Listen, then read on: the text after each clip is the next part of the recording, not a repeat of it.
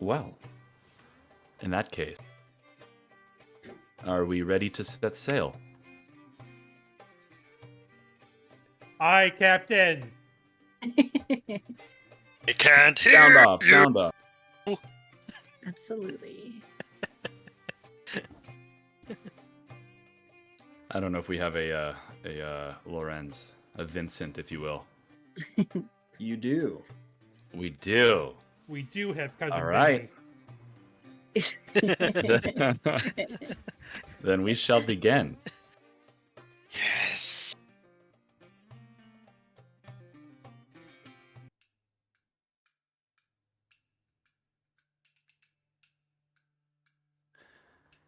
It is ironic, in a way. The longer you've sailed on the King's Pride, the deeper you have solidified yourselves as career criminals, the less blood you have had to spill. The flag of Captain Kingmane Gibraltar, a black banner bearing the image of a dragon's skull biting two crossed blades, was once a trivial inconvenience to sailing merchants in Kirden. It was the symbol of another inexperienced crew of freelancers in the budding age of piracy. Most pirates could be chased away, after all, with a bit of black powder or a few spells from a half-decent arcanist. Over the next decade, however, Kingmane's flag became a legend. Fearfully whispered about in the halls of civilization all across Kirden, a cutthroat crew that wasn't willing to barter, skillful sailors and warriors who were fully desensitized to the layman's expectations of morality. Yes, Kingmane and his crew had spilled so much blood that they rarely had to do so at all these days. Once the Black Banner was raised aboard the King's Pride, any reasonably sane merchant captain would fly a flag of surrender in quick reply, offering up their goods as a reasonable price to pay in exchange for their lives. Today was no different. The two-masted schooner dropped its red colonnade colors in favor of white, indicating its surrender to the King's Pride. Kingmane's crew, yourselves all included, boarded this merchant vessel with no protest beyond the hard glares thrown by the colonnade sailors. As usual, you officers did the work of rounding up the crew to collect their weapons and keep an eye on them while the various deckhands performed the labor of plundering the ship for all it was worth. This ship is already making out to be an abnormally profitable one. Your crew is in high spirits. Barrels of fine leathers, dried meats, tobacco, and even some casks of prized wine from Golstad have already come up from below. The four of you are currently guarding the bulk of the colonnade crew on their main deck. More of the colonnade crew is rounded up on the poop deck, being watched by Lima, Laszlo, Shimi, and Tin. So clustered in front of you, now, in between the four of you, are 6 colonnade merchants, a few elves, a few humans, a minotaur, and one human who is easily identifiable by his dress as the captain. Hello, crew. How about you introduce yourselves now? I'll start with Erikar. If you want to just describe what your character looks like, what they are doing in this frozen moment in time aboard this colonnade vessel. So Erikar is a minotaur. Let's say about average height, like for a minotaur, like 6'6"-ish. He is an older gentleman, made apparent by the gray hair / fur around his nose and muzzle and such. Has a very stereotypical bright golden ring in his septum. Quite prominent on his face, though, is his eyes have several scars over them and are held closed. His Oyo, Averin, is flying above and keeping an eye out on the horizon for any other ships that may come this direction. Brilliant. Erikar is at the ready, looking through the eyes of his Oyo. Ayla, how about you? Ayla is an elf. She She stands at about 5'6", I would say. She is in her early to mid 30s. She is the first mate of the Kingmane crew. She wears black leathers and a white blouse, as well as 3 necklaces, a choker that has a lion cameo, slightly longer necklace that has a miniature carved dragon skull of ivory, and then a gold piece on her third. She is adorned in several pieces of gold jewelry, and she is ready for action. Wonderful. And Vincent. Okay. Vincent is a scruffy, tabaxi, black fur all over. He stands around 5'9". He has silver eyes, and he's in his late 40s. The man is, at least in this moment, currently pulling out a small leather notebook that he's planning to keep track of all of the supplies and what needs to be distributed where and who deserves what. Excellent. Our quartermaster keeps a keen eye on the goods as they come up from below deck. And Dakar. Dakar is possibly the youngest counted among the officers, the Kingmane's crew. Probably the latest addition. At this time, probably in his early to mid 20s. He is an Anubian with pitch black fur and gold yellow eyes.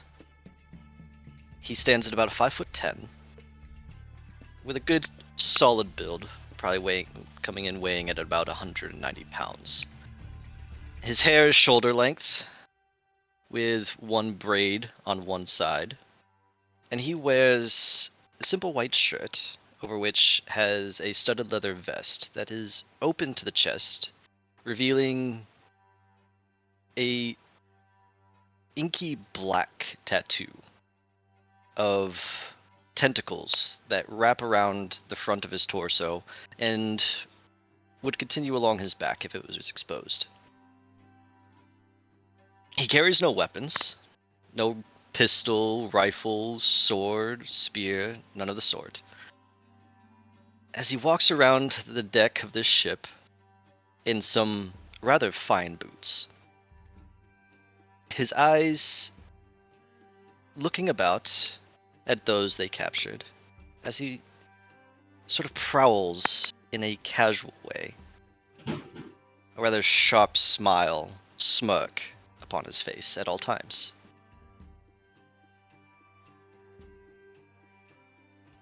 Excellent. Well, here's our crew on the main deck of this colonnade vessel. As mentioned, the rest of your officers are up on the poop deck. There are more colonnade sailors wrangled up in that direction.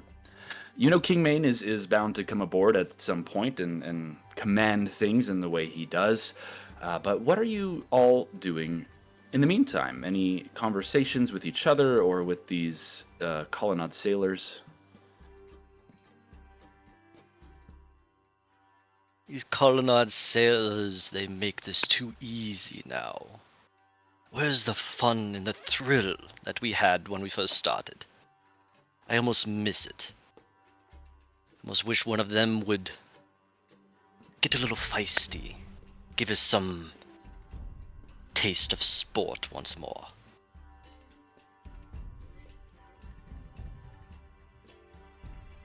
Dakar says this as he just walks circles around the prisoners.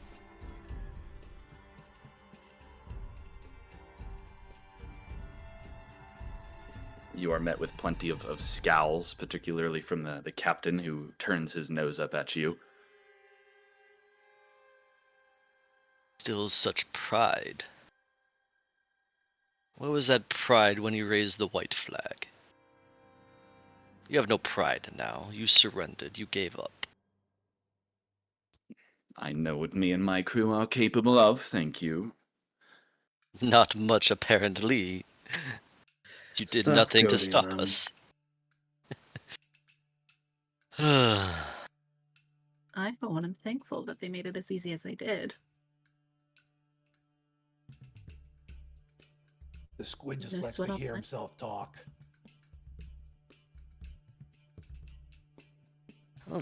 We must do something to pass the time as we empty those stores. You could try Otherwise you doing get- something useful. We're told to watch the prisoners. I am watching the prisoners. Last I checked, watching prisoners doesn't include running your mouth.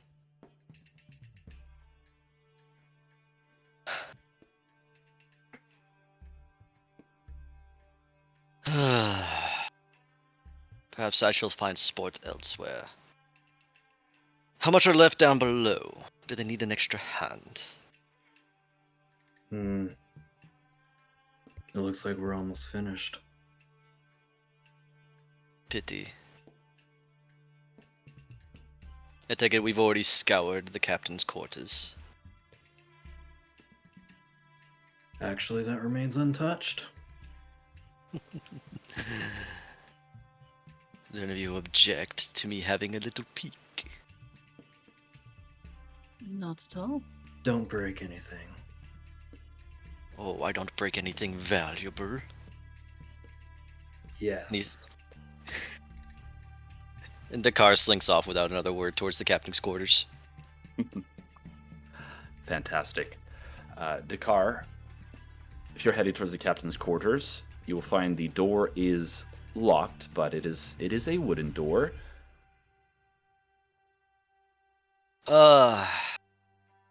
Dakar tries the handle, feeling it locked. He summons out of seemingly thin air a sword of the sea made out of seawater and jams it in between the door and the wall, trying to see if he can't find the lock and cut it out. And failing to do that, use it to as leverage to pry it open. Excellent. So is your first goal to try to open it without breaking it, or are you resorting to strength to open this door? I'll try some finesse first, see if I can't get the lock to separate itself before resorting to forcing the door. Sure. If you want to just make a dexterity roll for me in that case, then. 18. Yeah, without too much trouble. It's this is an old vessel. This vessel has been on the seas for a considerable amount of time. It's an older make of a colonnade schooner, and it's not impressive, nor is the lock. You're able to slide your sword into this little crack, and with a little bit of finagling, pop the lock open, and you don't even think it's damaged. Do you think the lock has simply opened itself, and the door opens before you? Excellent. The sword disappears as quickly as it appeared, and Dakar struts into the captain's quarters and starts peeking around. At this time, as Dakar enters the captain's quarters, Kingmane makes his way across the wooden gangplank from the King's Pride onto this colonnade vessel here. Kingmane at this time is going a little gray, starting to at least. He's a large, broad, leonine, an imposing man for sure. He's at this point missing his left arm, or most of it, but he has a large grunt on his shoulder. It's an AVR like a black vulture with a white head. And that grunt named Samdi comes along with him as he hops onto this vessel. And as soon as Captain Kingmane does step onto the vessel, the captain of this colonnade vessel speaks up. And he, still with his nose held high, says, "So you robbed me of everything I'm worth then, Gibraltar? I was told you were better than that." Kingmane laughs and replies quickly, "Whoever told you that's a damned fool, as are you, Dallard. I've got a crew to keep happy, you understand?" And Kingmane looks over and sees that this door to the captain's quarters is already open, and he will head that way. Beware the cars in there. This is a worthy heads up. I expected something less. Well, the car I can deal with. And Kingmane comes on into the captain's quarters. Dakar, are you looking for anything in particular? Just having a look around? Looking around, seeing if there's anything that would draw a particular magical eye. Sure, go ahead and roll an investigation check as you look around.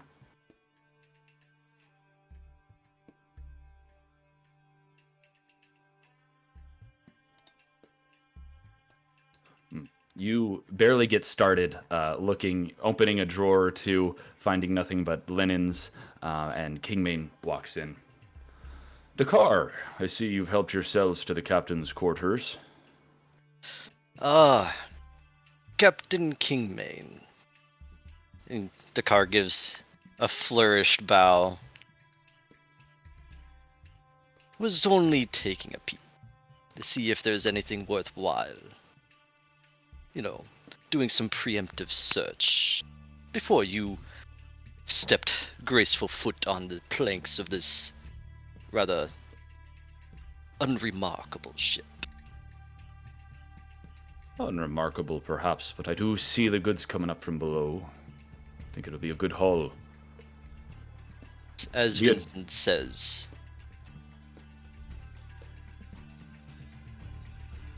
Yes.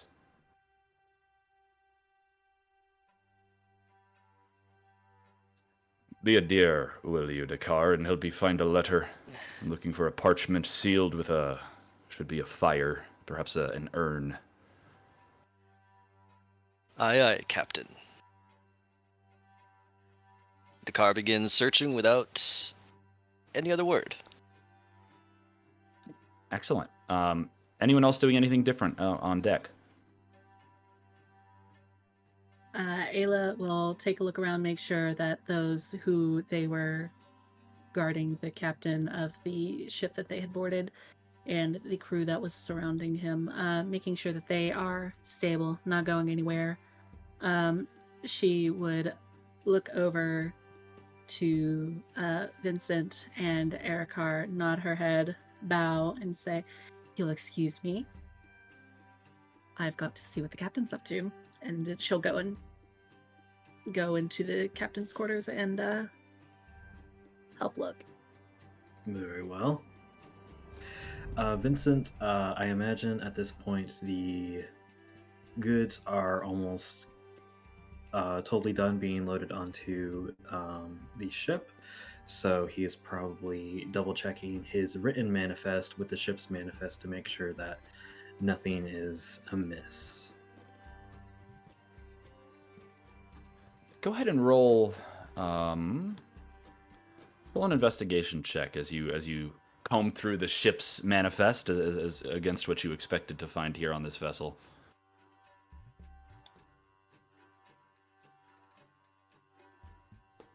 It seems pretty standard to you. This is again a profitable stop here, but there's nothing particularly remarkable about what's going off of the ship and onto yours. Okay. Erikar and Vincent, you now have the two of you watching the six on deck. Ayla, you entered the captain's quarters. Kingmane, hello. You left just the two of them out there? Only for the moment. What are you Aye. looking for in here? A letter, if I can find it. Should be a tri-folded parchment, sealed in wax. The bonfire. Right. Let me have a look around, see if I can find anything. I ain't found nothing but linens and shirts so far. Go ahead and roll perception for me, Ayla.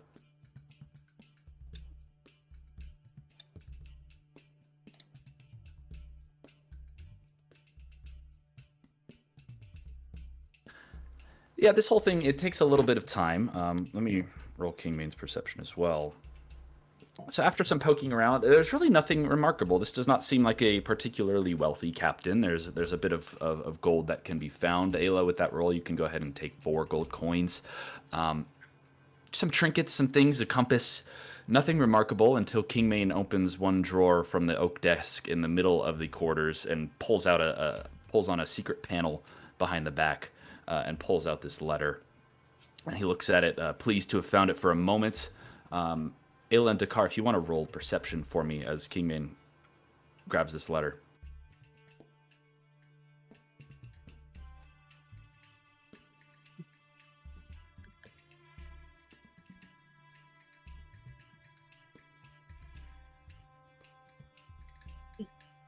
Ayla with another 11. Oh, I was blind to it, seeing it. At So least Ayla's I'm just waiting. consistent. Excellent. Dakar, yeah, Kingmane pulls out this letter, and you are looking at his face instead of the letter, and it's quick to see this moment of not quite excitement, but he's satisfied to have found the letter, and then there's a darkness across his face, a scowl, but he opens the letter anyways and gives it a read. And after he does so, he gestures the two of you to the door and leads you out as he follows you out as well, back onto the main deck. And Dakar will follow. Looking between Kingmane and Ayla as he sees that Kingmane's face kind of change into that bit of a darker look briefly. Ayla would be going along with them, back out to where the others were. Kingmane walks right on up to Captain Dowlard, putting this letter into his coat pocket, his inner breast pocket, and he says, "You're a fool, just as I thought, Dowlard." And he turns to you, Ayla. "Ayla, have the lot of them killed for me. I take no quarter." Aye. And there's a look of shock from Captain Dowlard, and his eyes go wide. He kind of motions to move, but still surrounded by the crew. He doesn't get too far. Pardon, what? This is outrageous, Gibraltar. You're welcome to everything on board, as I've said. You've no need to take our lives. And Kingmane just repeats as he walks back over to the King's Pride itself. "No quarter, Ayla." She would look at the captain and shrug and say, "Well, unfortunately, it seems you've had him." Dakar summons his Blade of the Sea once again and starts doing bloody work. And Erikar just pulls out his gun and uses Hail of Thorns and shoots. Incredible. Vincent closes his little notebook. He tucks it away, and I think the last thing he says to them is, "Don't move. It'll only make it more painful." At this moment of tension, I will let the group of you get a surprise round for having the upper hand for sure, but this Minotaur amongst this group whistles and stomps on a portion of the wooden grate underneath his feet, and a board spins and scatters a dozen previously hidden weapons out onto the deck, and the Colonnade crew members immediately lunge for them. But I'll take you to a map and we can roll initiative. Ooh. Yes. Go ahead and place yourselves as you would be around this crew in the middle portion of the main deck. Okay. Where is the captain's quarters? Is it That right would here? be on the right side, yeah. So I'd say I'd have Dakar about right here.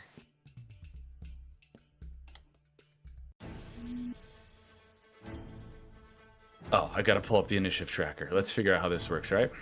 Okay, remember to click your tokens first. Okay. Did Oh, my this token music. appear at all? I don't think it did. Oh, this is Black Flag music. Yeah, That will be another frequent. Look, Black Flag music is goated. Goated music. Oh, come on!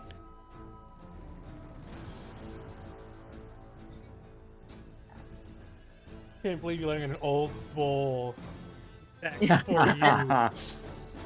Look, I Ladies was. first.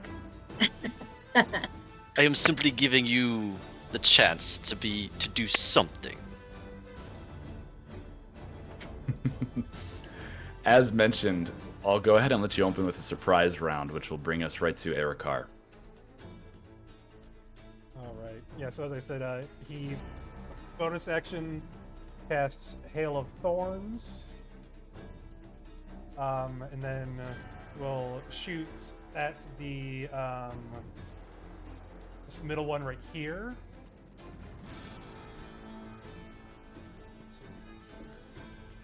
Okay. Maybe a 19 to hit.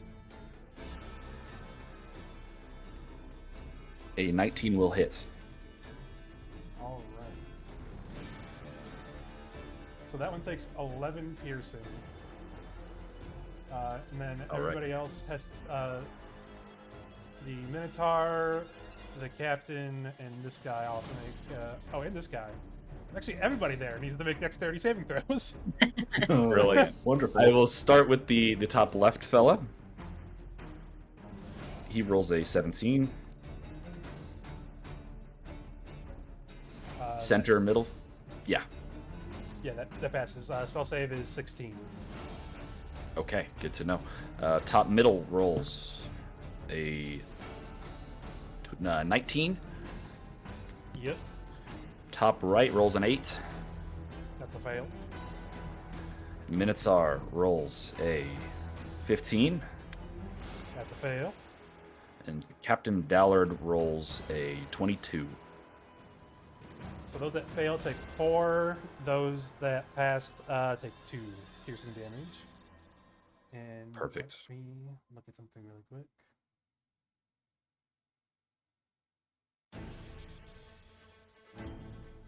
I'm actually going to re-roll that 1.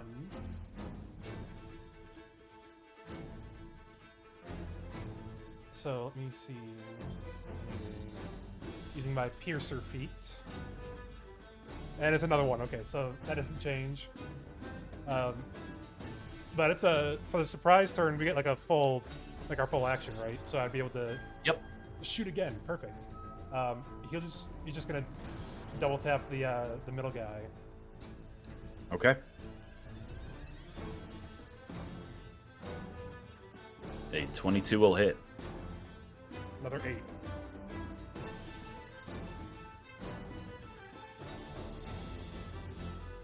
All right, Erikar, responding quickly to Kingmane's command and Ayla's agreement, fires 2 quick shots towards this middle elf, who, while lunging towards some weapons on the ground, takes both bullets in full as more scatter damage hits those around him. Is that your turn? Yep, that is Erikar's turn.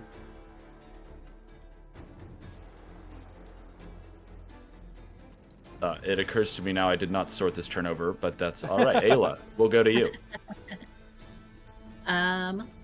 What weapons are they holding? The weapons that they are lunging for on the ground really vary. There's a couple blades, daggers, all the way up to a great sword or 2, and there's an assortment of firearms as well. There seems to have been a whole cache of weapons below here, more than just the 6 of these could use. Okay. I would like to cast Heat Metal. On whatever the captain is holding. I assume it to be something that is made of metal. I will say the captain hasn't managed to grab anything quite until his turn. Okay, they haven't grabbed anything yet. Okay. The gunmen, the top left and top right, do have metal armor on, if that is something you wish to do.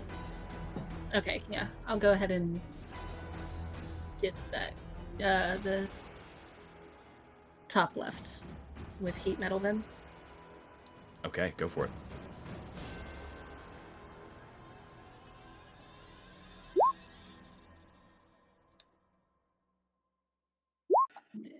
Constitution save of 13. Okay. He succeeds. Okay, question. Cancel. Question about the extra attack that I get as the College of Swords. Does that have to be a blade attack, or is it just any attack or any action? An extra attack would apply to a melee attack. Okay. So, like your sword, yeah. Gotcha. So I just wanted to make sure. It's anytime you take the attack action, which a spell is separate from. Okay. Then that will be my turn. Yes, that'll be my turn then. Excellent. So he does still take the damage. I believe the con save is just whether or not he gets to drop the object or not. He is wearing this armor, so it's not easy to drop. Heat metal is also a concentration spell, so this spell, while your concentration is up, is still active on this guy. So I will Okay. put a little marker on him.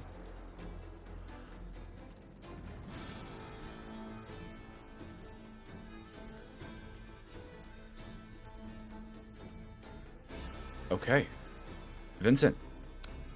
Okay. Seeing that this last ditch effort, this futile attempt at resistance, he's a little ticked off. He grabs the warhammer that he had set down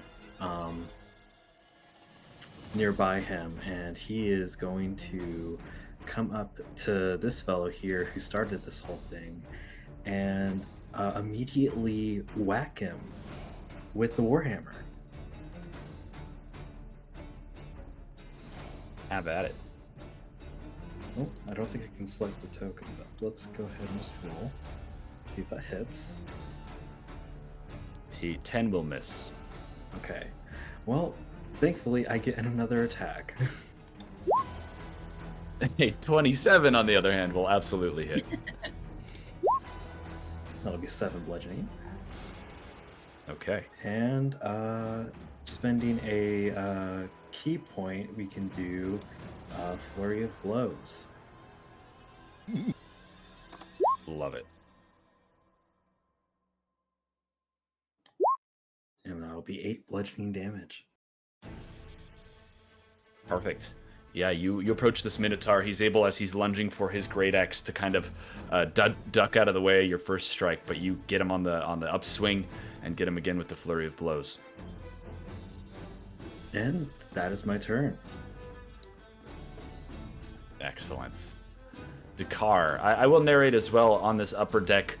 There's similar chaos going on. These individuals did not have access to weapons, so the officers up there are, brutalizing the colonnade individuals on the upper deck.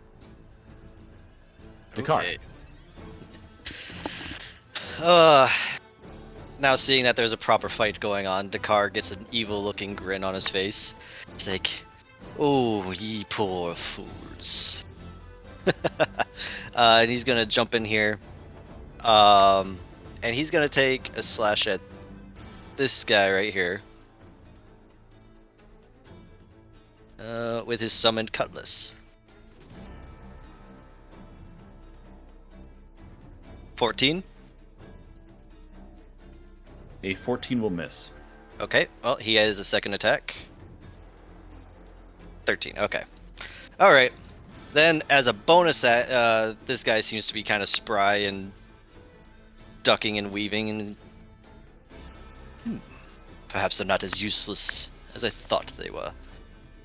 And the tattoo on his chest is gonna writhe, almost like it's alive. And Dakar reaches out his empty hand, and like black seawater boils from it as he summons a kraken-like tentacle on the deck right next to him. So like right here. I don't have an icon for it.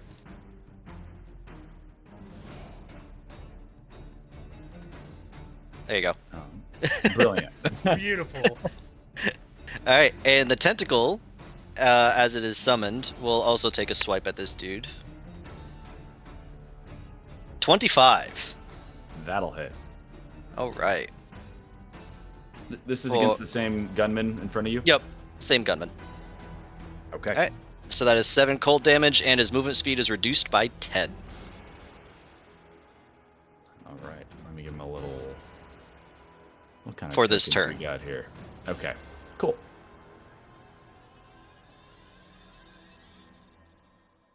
Is that your turn, Dakar? That is my turn.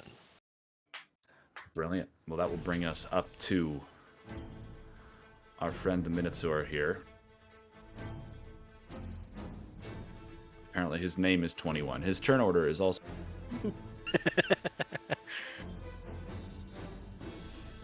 They call him 21. But what a fun name. Is that how many times he's surrendered? Okay, this Minotaur, as you hit him, he finally grasps the great axe he was lunging for Vincent, and he turns on you with a quick motion and swings towards you with this mighty axe. That will be a 24 to hit. Oh, okay. Even with agile parry, that does hit.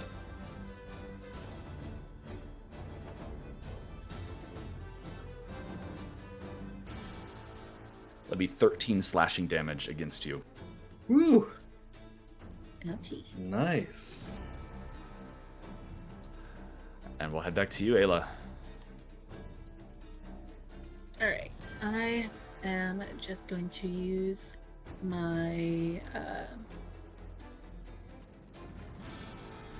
scimitars and attack the captain. So, because previously I've only used spells, would I just like click on the weapon? I guess. So and there would should that pull be, it up? in your inventory, there should be... Let me see what it looks like for you. Oh, the Yeah, under attacks and spellcasting, there's the weapon Yeah. name, and then there's the attack, and then there's the damage. So you can click the attack section first, and that'll determine whether or not you hit before you roll damage. Okay.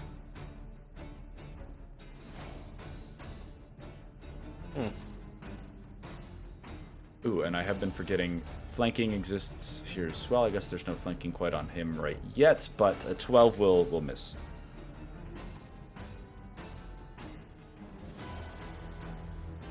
Okay. So, would that extra attack apply here or no? Since I missed. Correct. Yes, it will apply, and you're dual wielding as well, correct? I am. Yes. So you can use the full extra attack, and then you can use your bonus action to use your offhand weapon attack as well. Unless you wish Okay. to use your bonus action for anything else. Okay. Would, since my other weapon is also scimitar, would that just be the same? Yeah. Okay. Yeah, you have feats, so there's usually a disadvantage to it. I forget exactly what it is, but with your build, you do not have that. So it's just the same roll every time.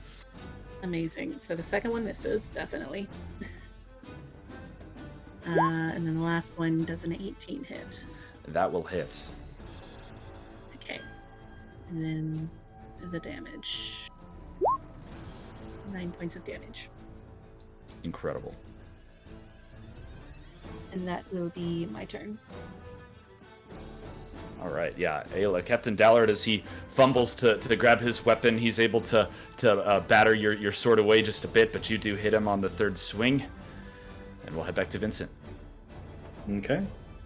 Vincent is swinging this warhammer like it is made of paper. He he got hit with the great axe, so he is scowling at this minotaur, and he is going to hit him again with the warhammer. But this time we're gonna add a stunning strike to that. Ooh. He's expending another key point. Stunning strike. Let me go ahead and pull that up. When you make a hit with a melee weapon attack, spend 1 key point to make the target stunned until the end of your next turn if it fails a con saving throw, which is DC 14. Okay. He rolled a 13. He fails. Man is stunned. I don't think he's gonna live that long though. We shall see. Another attack.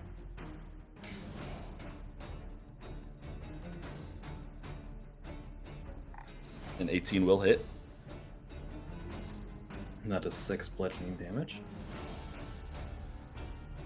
And I have another one.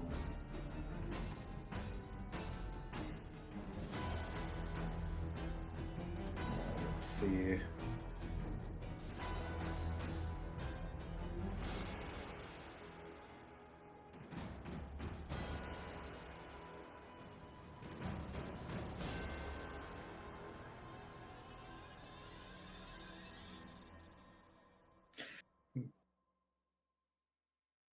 Actually, no, I think I will.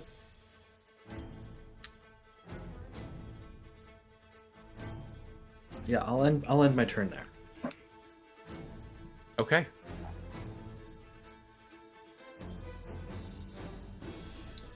The elves are now up. This first one will finally scooping up a longsword. Come around here, see his Minotaur friend being thoroughly beat up, and he's going to come after you as well, Vincent. He'll make 2 attacks with this longsword. The first one will be a 19 to hit. Hold on, give me 1 second to read. Okay, yep, that does hit. Okay, that'll hit for 4 slashing damage. 4, okay. And he'll hit again, and that will be a 8 to hit. Does not hit. Does not hit.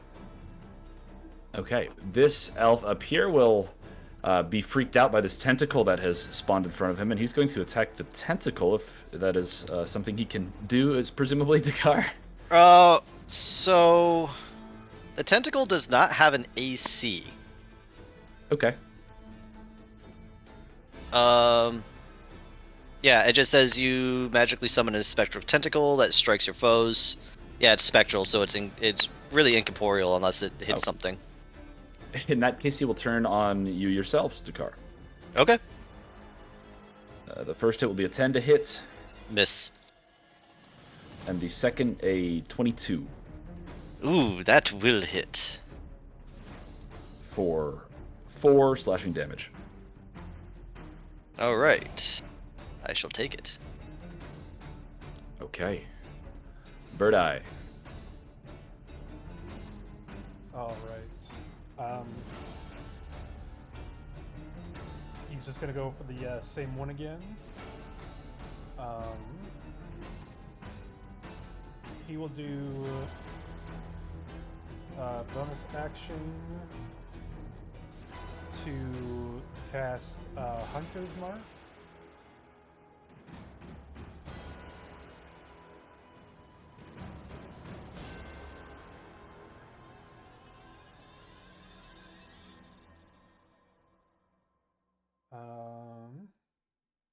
Then yeah, he's just gonna shoot him again. Shoot him. Ooh, dirty That'll 20. hit. 7 piercing. And then I believe hold on, let me- This is the elf right below Vincent, right? yeah, this guy. Great. And then plus 6, so 3. And then shoot him again. Oh, that's an 11. The 11 will miss, but this elf is looking rough. He almost goes down onto one knee with that shot before steadying himself once again. And that is Erikar's turn. Erikar.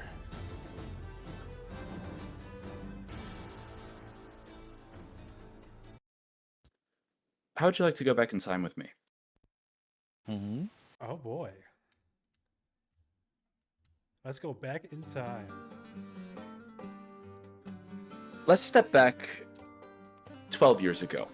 you and I, to a place that no longer exists, actually, a place that was destroyed completely in the early days of the Colonnades War on Tikal. Erikar, you are at port in Yantabo. It's a lovely little city on the northern shores of Tikal, and every time you come through this town, you find yourself coming into the Solstice Tavern. There's something delightful about it, the way the ale-stained tables are lit in shades of orange and yellow, thanks to these brightly colored stained glass windows. The whole place kind of glows in a similar manner through this haze of tobacco smoke that just perpetually lingers here. The ale itself is brewed in-house, and it's a damn good amber. It's Aarakocra made locally. And more notably, the Solstice always seems to draw travelers, very much like yourself. Interesting individuals from far corners all over Kirden just passing through. You're the only member of your current crew who has come this far into town. They're a decent crew, a bit drab as a whole. What are you doing here, Erikar? Well, Erikar will be doing what he does every time that he comes into this tavern. He will first, of course, be getting himself some ale, and then trying and probably failing a lot with how abysmal his charisma is to listen to other people's stories and hear about adventures, places that he hasn't been to yet. Okay, I return. Welcome back. Hello. We have stepped back in time 12 years and are at a tavern with Erikar. Oh, wow. Me and Erikar, I should say. Erikar, a lightly brown-feathered Aarakocra brings you this pint of ale as you sit down. There are many other Aarakocra here in Tikal, as well as a few humans, a few rat folk. And sitting at a table directly behind you is an elf and a leonin. You want to go ahead and roll, whether it's perception or stealth, or however you feel Erikar is listening in to this conversation. With a 12. Yeah, you can hear the table behind you. It's not hard to do. Maybe they're aware they're being listened to with this big minotaur sitting next to them, but they don't seem to mind. The Erikar can leonin also read lips, so... Ooh. And Erikar, I should mention at this point, has 2 eyes, does not have an Oyo, but can read lips all the same. Do you think you're sitting far enough away to be reading lips, or are you close enough to listen? I'd probably say like right in the middle. Like he's close enough to overhear most of the conversation, but for bits that he can't, that seem like a little muffled, he can pick it up off their lips. Okay. Yeah, the leonin, 2 arms, no bird himself, but he's talking to an elf sitting at the table, and he says, I don't know what more I can offer them than gold, Tin. It's a job like any other, sure. And the elf replies, oh, but if he wanted a bit of safety, you can't blame them for that, Captain. And the leonin again, safety. So they leave us to go and settle down into Tikal. We're not 2 days from the colonnade in any half-decent vessel, and mark my words, Tin, they'll be bringing their war here next. I'm giving the crew an opportunity to do something about it, but there's apparently no good sailors in the days of deck mages anymore. Are you doing anything else as you listen, Erikar?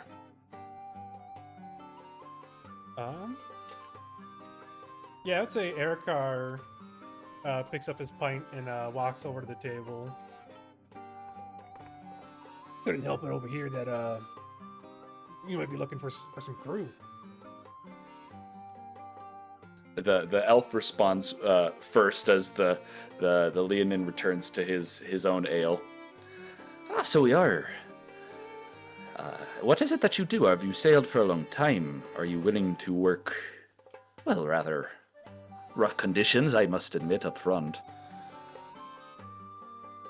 Oh, I have years' experience. Can navigate a ship through any corner of this world. The elf cocks an eyebrow, looking back over to the Leonin. You want to roll a persuasion check for me? Where is it? You charismatic bull. That's not too bad. Kingmane speaks up again. Leonin, I should say. So we're really desperate enough to be pulling anyone off the streets now. Look, friend, if you're willing to sail, I'd be happy to see what you can do. I've had a third crew walk out on me now, and I don't expect you to be any different. Tell me, what brings you here? What kind of work are you interested in? What we do is not exactly typical of a merchant vessel. You're worried about my view on breaking the law. I've already spent a couple of years in a Colonnade prison. So if what we're doing involves taking it to the Colonnade, sign me up. The elf laughs. I think we found our navigator, Kingmane. Listen, friend, what was your name? I'm Tin Decker. Nice to meet you. He extends a hand. Erikar. Erikar. And this here's Captain Kingmane. As you seem to have pegged, we are merchants of sort, redistributing goods all across Kirden, from the Dogan to the archipelago, everything in between. And yes, it is to the Colonnade's detriment.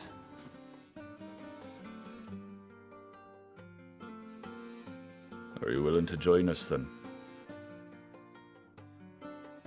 I am willing to join you. Very well. We'll be here moored for the evening, setting sail at first light. Find the King's Pride below. You're welcome aboard. First light it is. Wonderful. Your invitation, Erikar, has been extended 12 years back and will now return to present.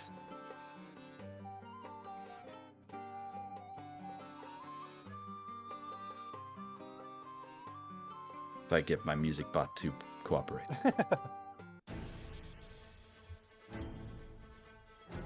Okay.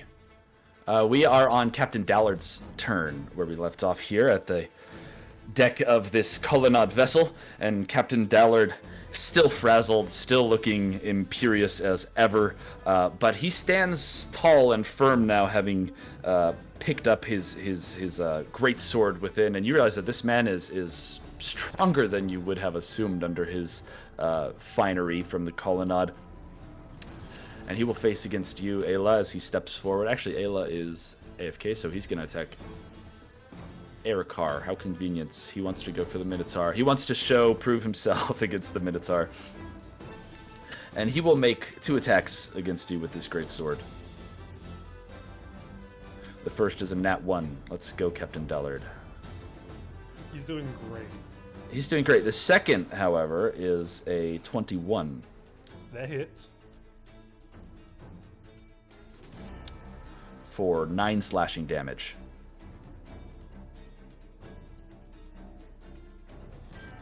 Gotcha. Where is Averin during this? What is your viewpoint, just out of curiosity, of this fight? Averin is flying like just right over the ship. So Erikar, true to his nickname, has a bird eye view of the battlefield. Absolutely disorienting to anyone who has not mastered it in the way you have, Erikar, but you see yourself from above take this blow, and we'll go to Dakar. All right. So,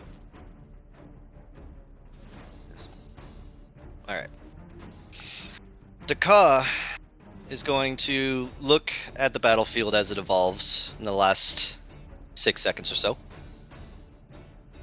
And once again, in his free hand, that inky black roiling of water appears and he's gonna stare this line of soldiers in the eyes and flash him a big old grin. Come be swallowed by the darkness of the sea. And he is going to cast darkness, creating a 15-foot sphere of darkness. Let me get my measurement tool out. Centered here to capture Incredible. himself, his tentacle, and those three in magical darkness.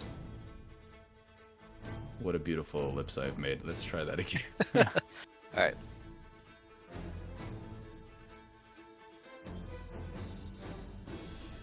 And oh, I did not want to paint that. I wanted to erase that. You want to ping one more time where it was centered on? Yeah. So centered here. Okay.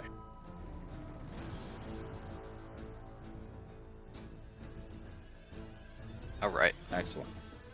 Now, where is the erase tool?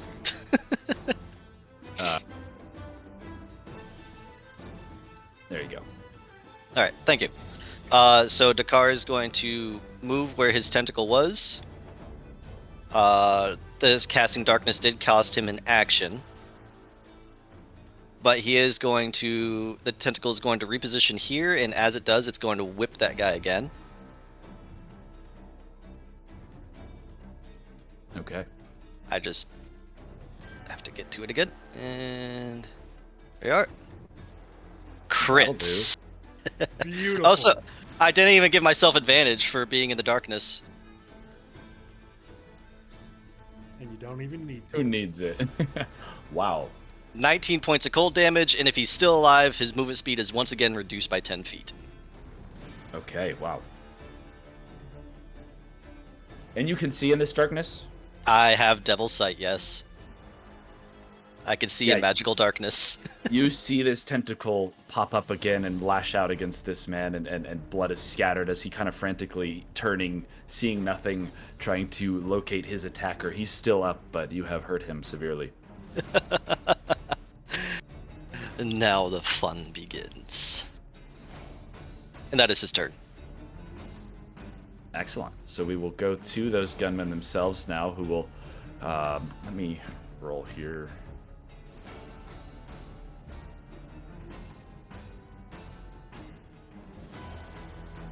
Okay, this one is going to try to seek his way out of this darkness, and in doing so, he's going to bump directly into you, Dakar. And so he will, as a reflex, take a shot with his revolver that he's picked up against you. He will do so at disadvantage. That is an 8 to hit. That is a miss. Second time is a 15 to hit. Miss. Incredible. Same thing for this next guy. He's going to run away from this attacker that he's just felt, and he will go out to here until he can see again, and then he will take aim at Vincent. Well, he does provoke an attack of opportunity. He does From from Dakar. Yeah, I don't know if the tentacle. Gets No, the bumped, tentacle but you're doesn't right. get a reaction like that. But I Okay. will be taking that attack of opportunity as he Please do. leaves. At advantage. 16. A 16 will hit. All right. For 11 points of slashing. Okay, yeah, you hit him and you see him kind of just stagger. He nearly trips as he falls out of the magical darkness, but he is still alive. With Yes. Slasher, his movement speed is again reduced by another 10 feet. So let's see. So is that stacking? Yes, so his movement speed is reduced by 20. Okay. 10 so in from the that case, tentacle, 10 from Slasher. He will. Well. Oh. He's not half covered, so he's still considered out of it by raw rules. Okay. I was positioning it. I didn't want to give Vincent there any disadvantage on attacking his target. I see. Yeah, I'm trying to place this truthfully to where you had it, but okay. So just barely, this individual will step out of the darkness still Okay. and take 2 shots at Vincent. The first is a 16 to hit you, Vincent, Nope. and the second's a nat 1. Throw it back! Throw it back! Oh, I can do that. Do you have deflect missile? I do have deflect missile. You can is catch an it and throw option. it back. Yeah. Vincent will catch and bullet, throw my it back. goodness. Let me read the description. You can use your reaction to deflect or catch the missile when you are hit by a ranged weapon attack. When you do so, the damage you take from the attack is reduced by 1d10. Oh, when you're hit. Okay. Yeah. They both Oh. missed. Okay. No fun unless you take damage, apparently. Yeah. No. I was expecting him to just smack a bullet back with his warhammer That at would twice be the speed it cool. was shot at him. Okay, back to the Minotaur, who I have rolled again for a direction, and he's chosen to move the circle apparently and move this direction here until he gets out of the darkness. So, Vincent, you would no, he doesn't actually leave your area. So he gets to here, and he'll face. Actually, there's a bit of. I want to be true to the map as well. Okay, so he's gonna move all.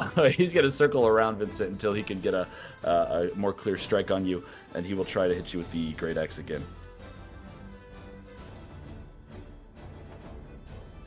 That is just a 13 to hit.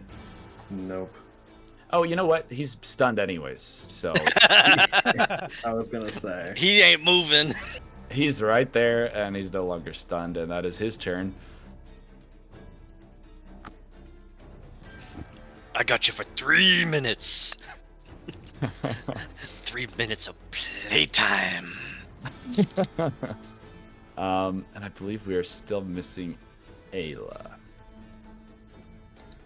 This is true. This is true. Oh, hold her action when she comes back. Let her take it. Let's do that for now, yeah. We'll go to you, Vincent. Okay. Well, there's only one way this can end. Warhammer against the Minotaur. Can you see in magical darkness? Oh, I don't think so. I don't think you're in it enough to be covered yourself, but the Minotaur definitely is from that circle. Yeah, this is true. You could still strike against him, you know he's there, but it would be at disadvantage. Okay, so I'll roll again. Which Which You will have not another hit. target. Okay. Well, seeing the futility of that, we're gonna turn around to the other person who got a strike against him and use the momentum of his first strike to swing it all the way back around.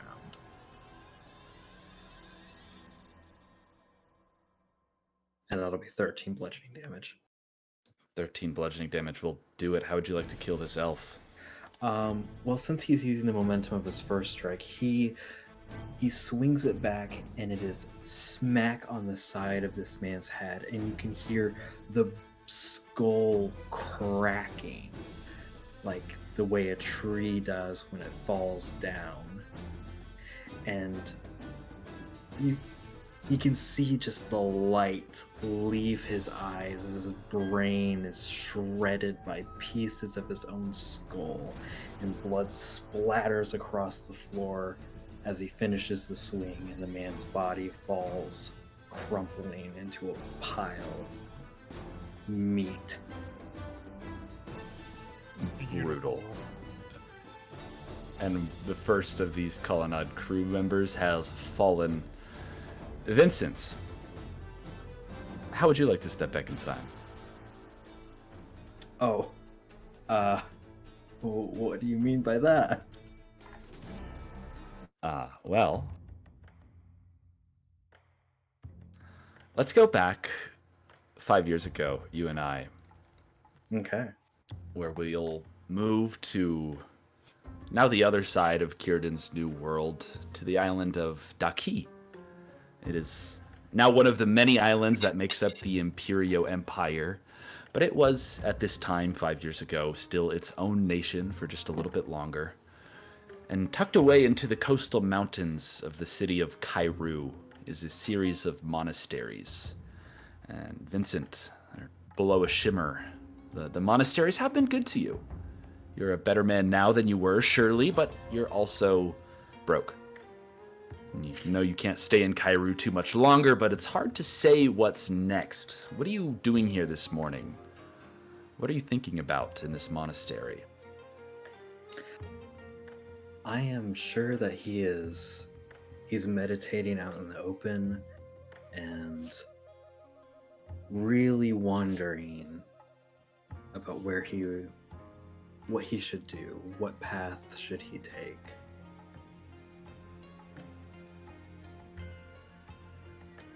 He's sort of almost waiting to hear an answer from within himself, but he's been waiting for a while.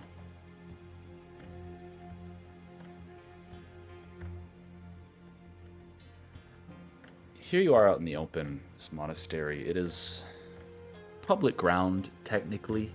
Anyone from Kairu, anyone from Daki is welcome to come and go, but very few do. It's a trek for sure to get up here.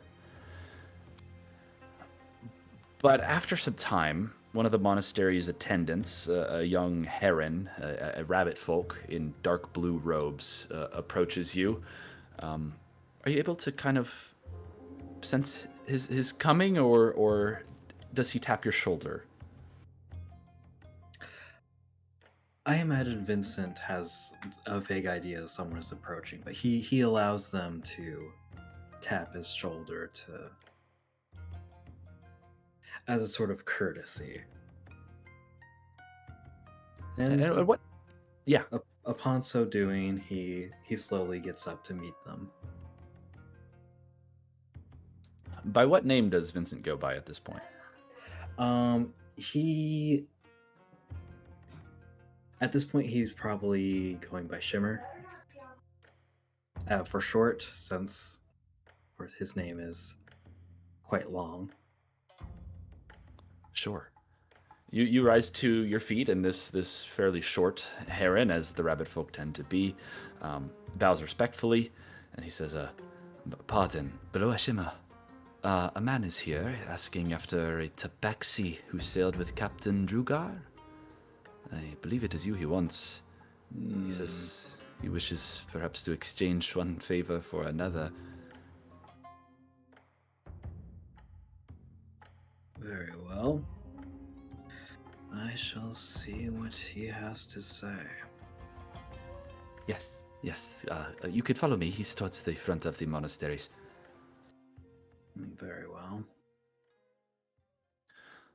And so you follow this heron attendant a short distance through these kind of winding paths, all these stone buildings that have begun to return to nature, but in a really intentional way. The monasteries are beautiful. They are well upkept, but they are not kept pristine. They're let to kind of sink back into the mountains in a very peaceful way.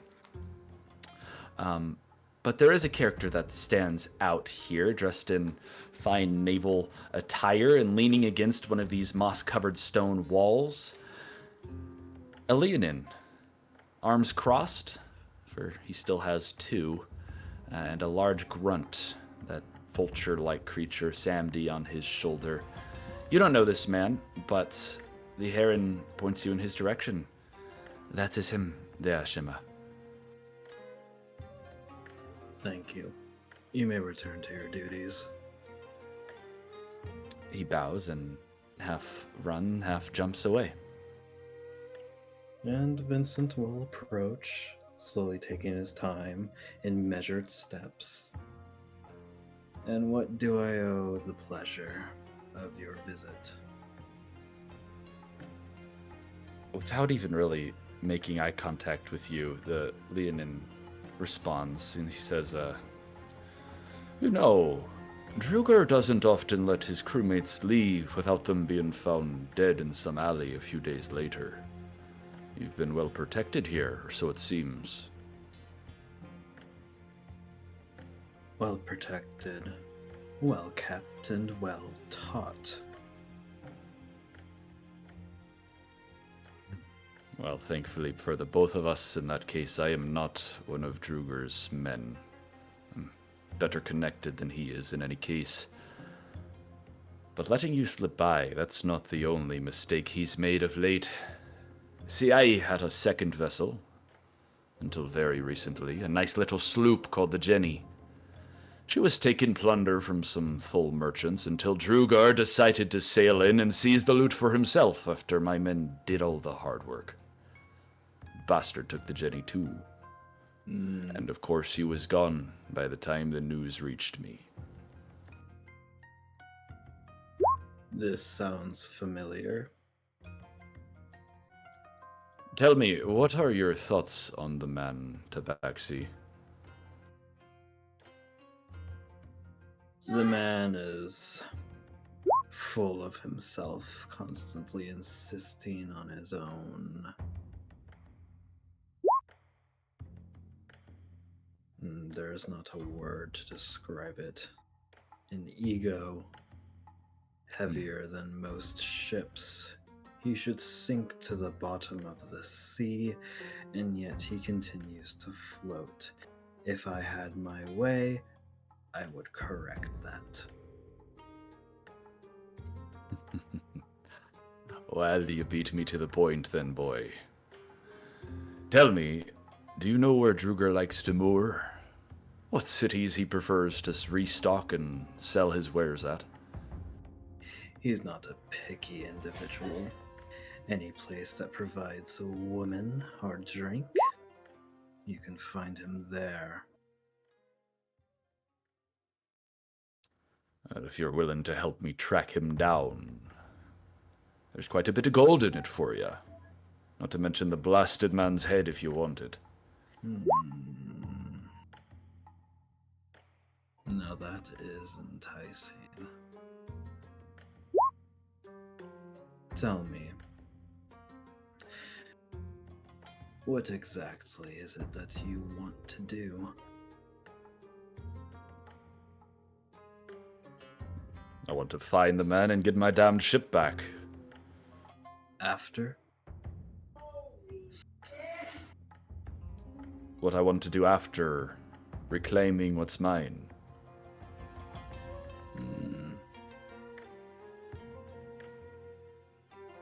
I am open to this opportunity.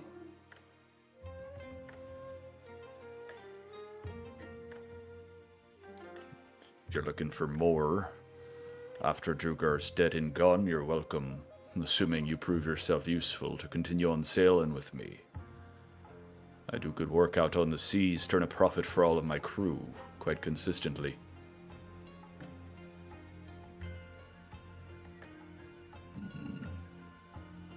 Very well. I have nowhere else to go to. Shall we leave this moment? Aye, if you're willing. There's still enough daylight to sail. I don't want the bastard getting too far out of my grasp now. Spent enough time tracking you down after all. Yes, these temples are not easy. I shall grab my things, and we shall leave. Very well. Vincent will turn around and walk back in to retrieve what few items he has. The few things he does have are the weapons that he has trained with in the temple and has thus, in his experience and learning them, they are his now. Wonderful. You are unquestioned, uninterrupted, especially if you're not explicitly saying goodbye to anyone. It is easy enough for you to follow Kingmane out of these monasteries and down to the docks where the King's Pride is docked.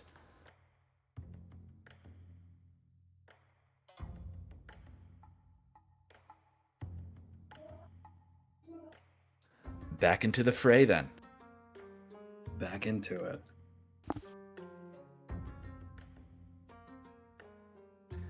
Ayla, we had just barely skipped over you, so we can pick up with your turn if you are ready. Okay, The black circle is magical darkness. Yes, you cannot see in, nor can they see out, apart from Dakar. remarkable. I'm going to go over to the captain and use my scimitars. Slice and dice. Yes. That'll do it. For 9.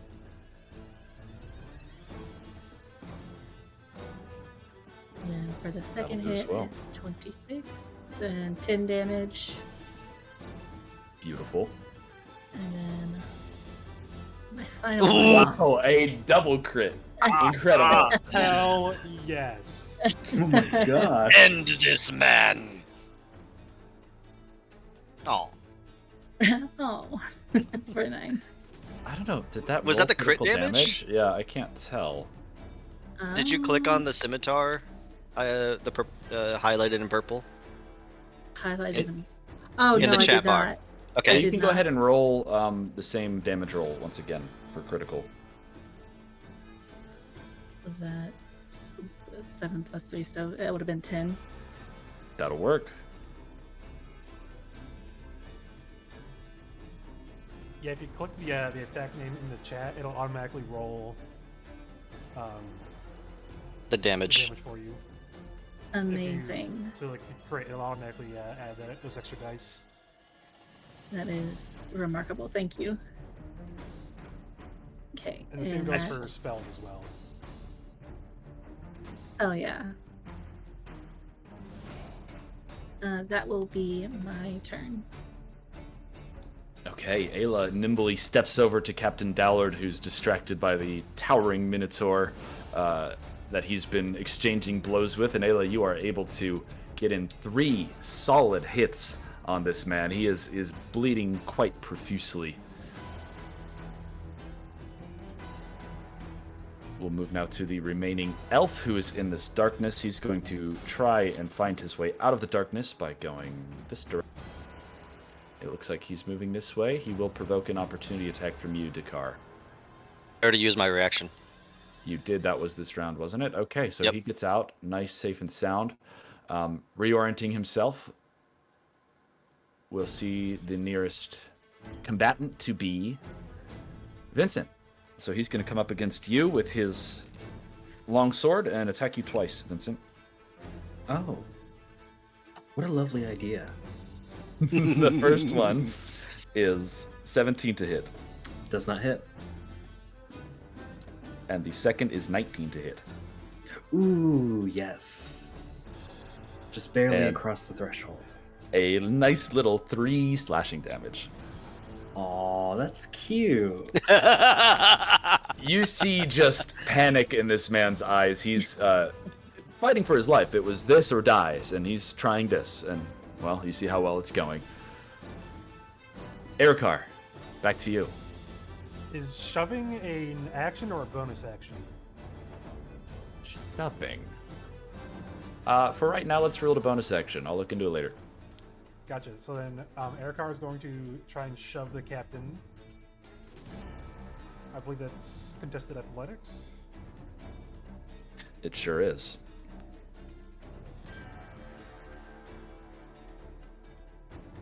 He rolled a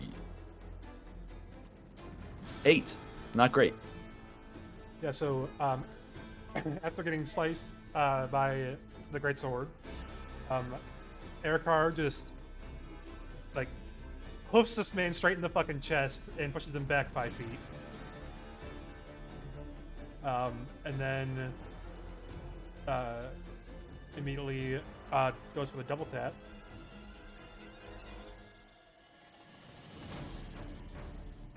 Does 16 hit? 16 will just barely hit Captain Dallard, yes.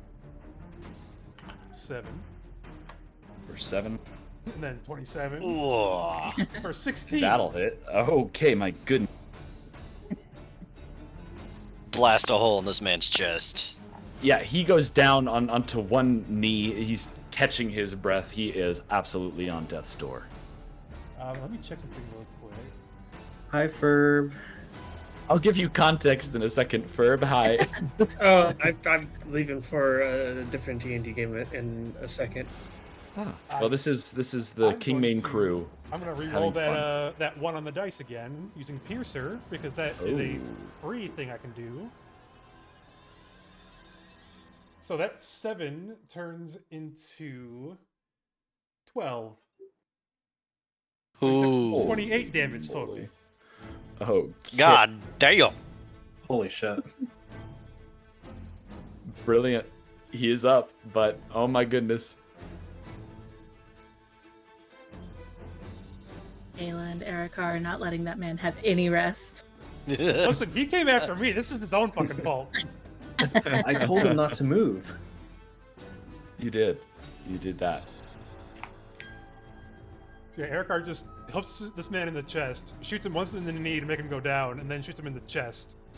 Aiming for his heart, but missing just a little bit because it's hard to aim side to side with a bird eye view. Incredible. And Ferb, yes, these four indicated that they sailed with Kingmane previously in their backstories, and this is session 0 of sorts. Excellent. Dallard clambers. The mutiny is going well. I will. Maybe you'll see me later. Maybe I'll be asleep. Crossing our Either way. fingers. Thanks for popping in. It's good. Okay, there you go. Bye-bye for... Null Dallard mindset. clambering to his feet, running purely on adrenaline as you see the frenzy in his eyes, is going to step right in between the two of you, and he's going to go for you first, Erikar, the big Minotaur in front of him.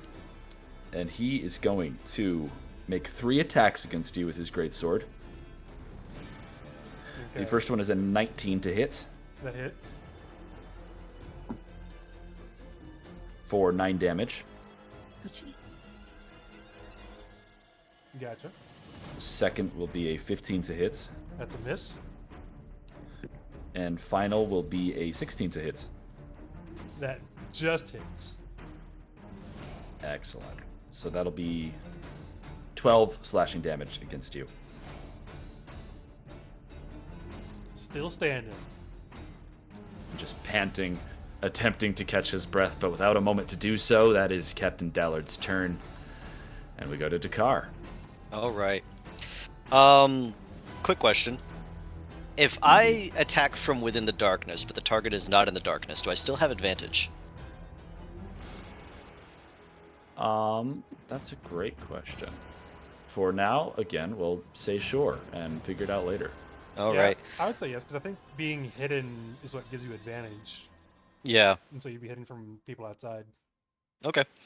So Dakar is going to step up here. He's gonna give he's gonna give this guy a creepy chuckle as he passes him by in the darkness, just.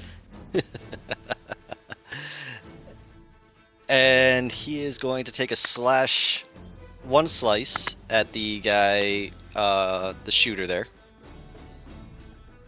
Make sure I have advantage the turned on. one outside of the darkness, correct? Yep, right Yeah. below me. 19. Will hit. All right. For 6 slashing. Okay, that will do it. How All do you right. kill this human? So, just shooting out of the darkness, anyone else in the party would see just the watery blade cutlass of Dakar just comes sailing out and just cleanly slice through the shooter's neck, and his head just goes rolling across the planks. Brilliant. Second slice will be on the Minotaur for 22. 22 will hit. Right? For 8 slashing. And the tentacle is going to move down here and also take a quick smack at this guy, at the Minotaur as well. The Minotaur does have 10-foot reduced movement speed. Okay. 23 to hit with the tentacle That'll do it.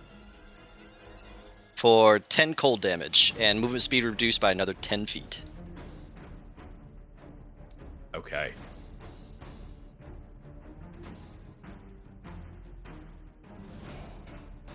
Is that your turn? That is Dakar's turn. Incredible. Well, we'll chug along for a moment here. This human is dead. You hear a man chuckle is- from the darkness. This man is not. Let me see where he tries to go. Okay, he's going to move this way. And he will get out here and reorienting himself. Metal's still hot, by the way. Ayla, I forgot to remind you, it would have been a bonus action, so you used your bonus action. No harm, no foul. You could have reheated his metal as well as an option. Okay. But he is going to target you, Ayla, with this revolver in his hand and fire twice. The first attack will be 21 to hit Yeah. for 5 piercing damage. Got it. And the second will be 17 to hit. Yes, that will hit. Brilliant. That one will be for 8 damage, piercing.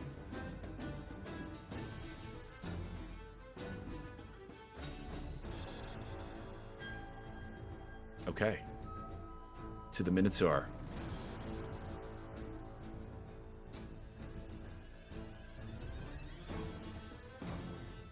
The Minotaur is going to try to get out of this darkness as well. Okay. That's the direction he's going. And he's going to...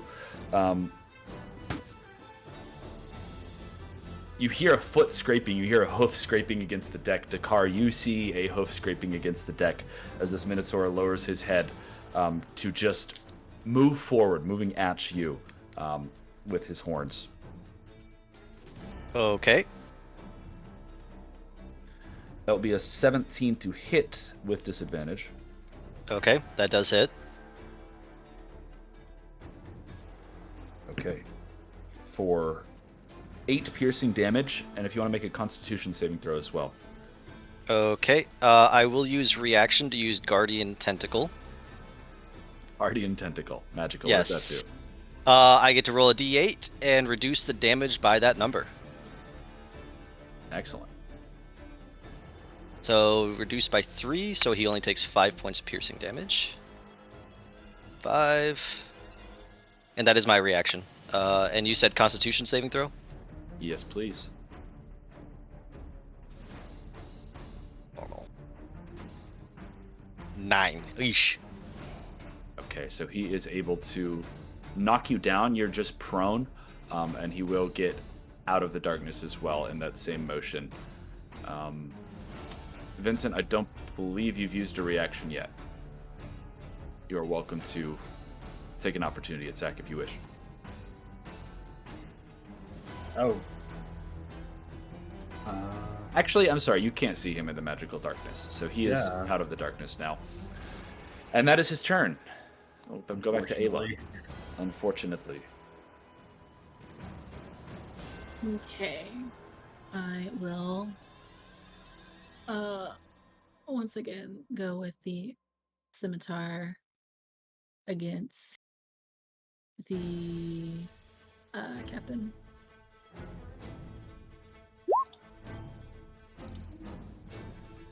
Does a 15 hit? Not quite. Okay. A 16 will, on the other hand. And that will be for 8 points of damage. How does Ayla do it? Yes. With a dramatic flourish, she would toss her secondary blade in her hand as she readied to lurch forward and take a stab at him. And she would do just that. It would sink in between his shoulder blades as she looked to Erikar and turned around and saw Vincent, since Dakar is in the darkness. And she would just look around them and say, "I've had quite enough." And he would fall down, and she would turn to the Minotaur and use her extra attack on him, since he is now within range. Wonderful. Well, that would miss. Hate to see it. Ayla, We do. Captain Dowler just absolutely struggling, fighting much harder than I think any of you would have assumed from some snooty colonnade lone noble. But you strike him down and turn and are startled to see the Minotaur has somehow gotten directly behind you while you were engaged in battle. You attempt to make a strike, but it does not land. Is that your turn? That is indeed my turn. Well, in that case, Ayla, how would you like to step back into time with me? Ooh. Sounds good.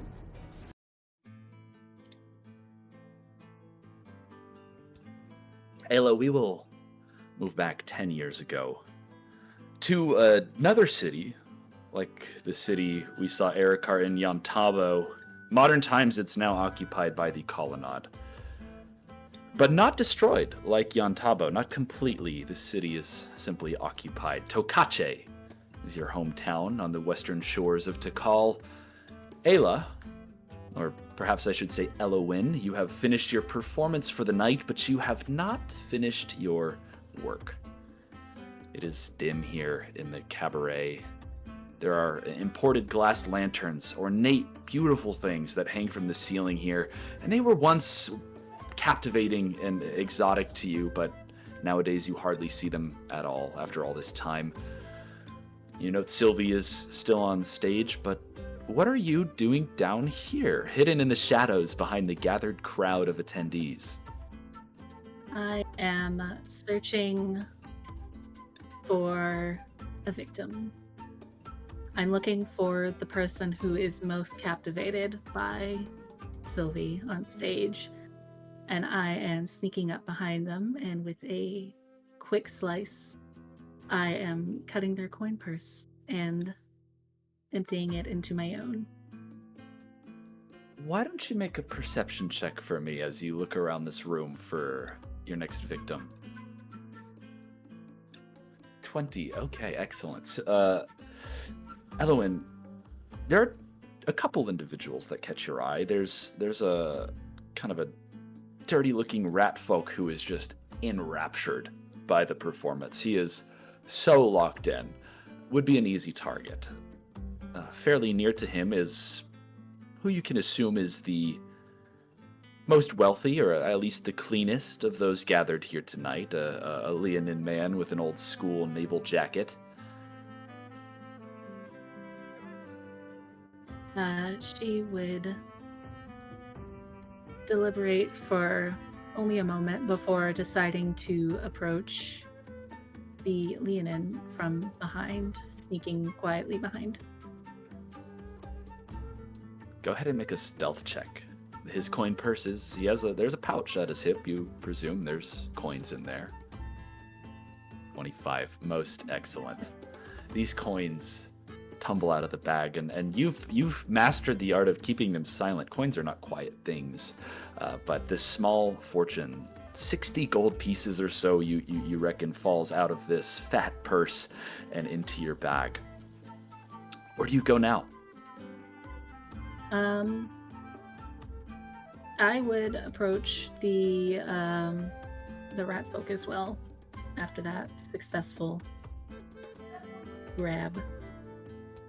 Absolutely. Go ahead and make another stealth check.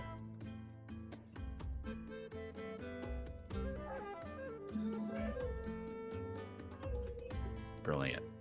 Yeah, once again, there's only maybe 5-6 coins in this purse, but you make out with more of them. You're on a roll. And after that, if no one else seemed to be totally enraptured by my friend on the stage, I would take a step back into the darkness away from them and just casually, as if I had done nothing at all, head towards the back of the room where the stage is, where they head off into the back. You make a clean profit and you step back into the back rooms. Can you make one perception check for me as you move that way?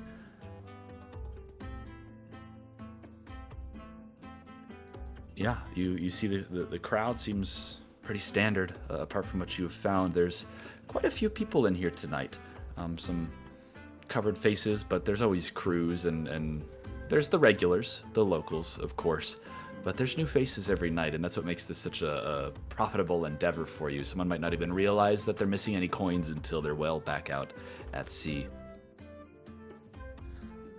You're back in the back rooms of this cabaret. What is it that you do back there? Are you waiting for Sylvie, waiting for your cue to go home, or back on stage? What's next? I would be waiting on Sylvie so that we could go home together and I could show her, or at least tell her, of the extra profit we were able to scrounge up that evening. A few minutes go by, you hear the music kind of come to an end out in the outside room, and the door cracks open, and you assume it's Sylvie coming as she would any other night. But as the door opens, your heart sinks to see that Leonin standing, taking up most of the frame of the doorway.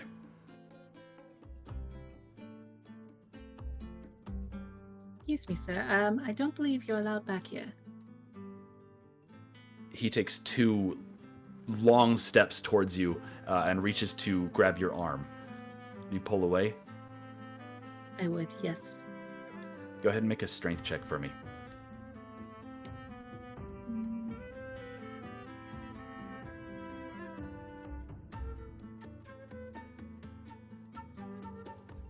The Leonin snatches your arm and holds tight, and you try to pull back, but this is a strong man, and he approached you very rapidly. He pulls out a knife from his waist as well. He had it in a scabbard, and he pulls that out, holds it up against you, holding your arm tight. You're still squirming, trying to get away. He doesn't have a solid hold on you, trying to prevent you from moving completely, but he's armed and dangerous now. And he says, "That was a clever trick back there, girl. If not for that boy ratting on you, you'd probably be a fair bit richer now. I'll tell you what, though. I've been needing someone with a pretty face and light fingers in me crew, and I could use some musical talents as well. I saw you playing before, and it wasn't half bad." And he holds that knife against your wrist as you're still trying to pull away, and he draws just a bit of blood as he sinks this dagger into your flesh. And he continues, he says, "So tell me, girl, what'll it be? Would you rather lose your loot picking and gold lift in hand and go back to trying your luck here, or will you be coming with me out to sea?" She would stop squirming as hard just so that the blade didn't press further into her wrist. And she would glare at him. She would say, "Well, I don't suppose you left me much of a choice now, have you?" "Ah, come now, I'm a kinder man than that. I gave you options." "Right, the option to lose a hand or to go with you. I suppose, given that I would like to keep all of my fingers and toes, that does make it a bit easier to decide." His scowl turns into a smirk. He says, "Well then, I think we better get going, shouldn't we? Wouldn't want you running off on me." Right. Before we do that, though, can I leave this to someone? And then, sure, yes, whatever, I'll go with you. But And I what would is say, that? I would say The I earned gold? this fair and square, and I'm giving you my service in lieu of losing my hand. So, if I could leave that gold. Roll me a persuasion check.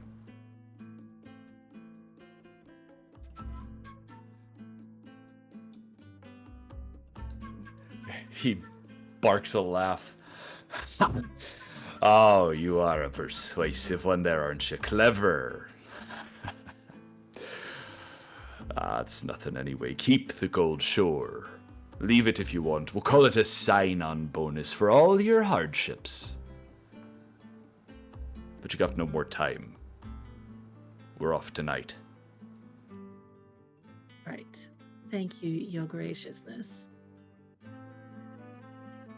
And she would pull her hand, or try to pull her hand away from him to pull it back to herself. As she inspects the cut. He lets you go. He sheathes his knife again after wiping it off on his leg, on his pant leg. But you notice he's got a hand on the hilt of his gun as well, the stock of his, grip of his gun there. He's got an eye on you and a hand on that weapon. You'll Right, be right. following me out then. Yes, yes, let me just put this where she can find it. And she would go over to where Sylvie's things were in that back room within view of him, so he didn't pull any triggers. And she would take the gold and her bag, and she would just put the entire bag, wrap it up in Sylvie's belongings, put it in her pack, and hope that she could not be missed too much as she turned back to Kingmane. Well then, I don't suppose I'll have time for many goodbyes, so off You're we catching go. on quick. Kingmane leads you out. You leave 60-some gold behind in that room for Sylvie. And right on out the front door, outside of the cabaret, there's a large minotaur waiting outside near the door. It is Erikar. A rat folk, the other one that you stole from, in fact, follows out behind as well. Erikar, what are you doing? I'd say Erikar is just keeping watch out front. Still has both of his eyes at this point. So, while Kingmane's handling business inside, he's just being his eyes outside, making sure that the law doesn't come up. Absolutely.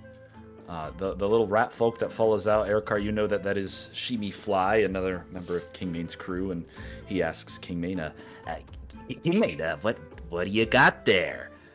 And Kingmane just replies, not what, Shimi, who? We've got a new bard joining us.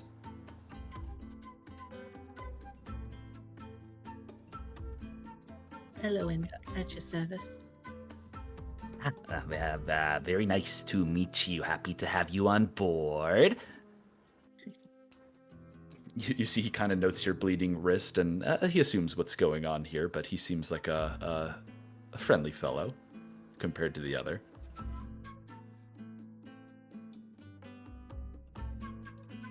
She would turn very quickly to Erikar and just kind of look up at him from where she stood. You're a tall one. You're a short one. And she would smirk before turning back to Kingmane. Right then. So, what now? Now we head down to the docks and we cast back off to sea. I'm sure you'll have plenty to learn. Have you sailed before? No. I'd had hopes to, but hadn't quite got that far. Let's hope my sea legs come in quick. Lucky you. All your dreams are coming true then. What was your name, girl? Elowen. Elowen. I'm your Captain Kingmane. Looking forward to seeing what you can do. I'll have to have you teach me that trick from in there. I didn't feel a thing, if I'm being honest. Of course. I'd be happy to. And Kingmane leads the 3 of you, 4 counting himself, down to the King's Pride, where you begin a new life.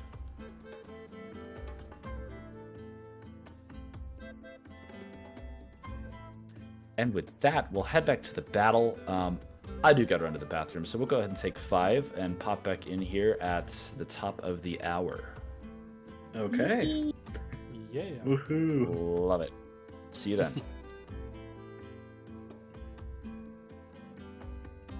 What a great Leaving us with the time. chill music. We have background music for our conversation now. Yeah. This is delightful. It is quite Yes. This is a great way to like do some backstory while also not doing like a stagnant campfire talk. Yeah. Yeah. I like the mix of like combat and then interjecting a flashback. Oh And it's yeah. really cool. Oh. I quite enjoy it. Now here's the funny thing: each of you got a flashback when you killed your first person. I haven't killed anyone yet. Oh, you didn't? I thought you did. I thought you did. No, I just almost killed the elf that Vincent then bashed his brains in with his own skull. Oh, Was it with his own skull or did he use the warhammer? Well, he used the No. warhammer, but he Yeah. demolished his brain by shattering his skull. I described it as the warhammer had enough force that it broke their skull and their brain was shredded by the pieces of their skull going through it. delightful. So Vincent's the violent one of the group this time. The quiet, violent type. Yes. Hmm. Yes, he is. I mean, Dakar's violent, but it's like clean violence. Mm. There's nothing clean about your dirty tentacles. Oh. Oh no.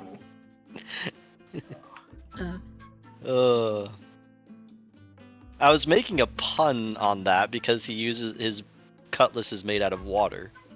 Yes, filthy black seawater. How clean. I love to imagine that anytime our group is together on the Kingmane ship, this is what it is. It's you two arguing, Vincent just like shaking his head and like grasping like his forehead like, oh my god, and Ayla just like laughing and egging you two on. Well, of course. At least until Erikar looks like he's about to fucking shoot Dakar off the ship. No, go ahead.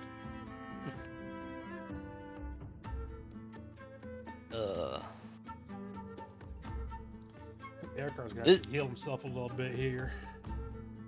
I was gonna say, what's your health at? 13. Oh my god.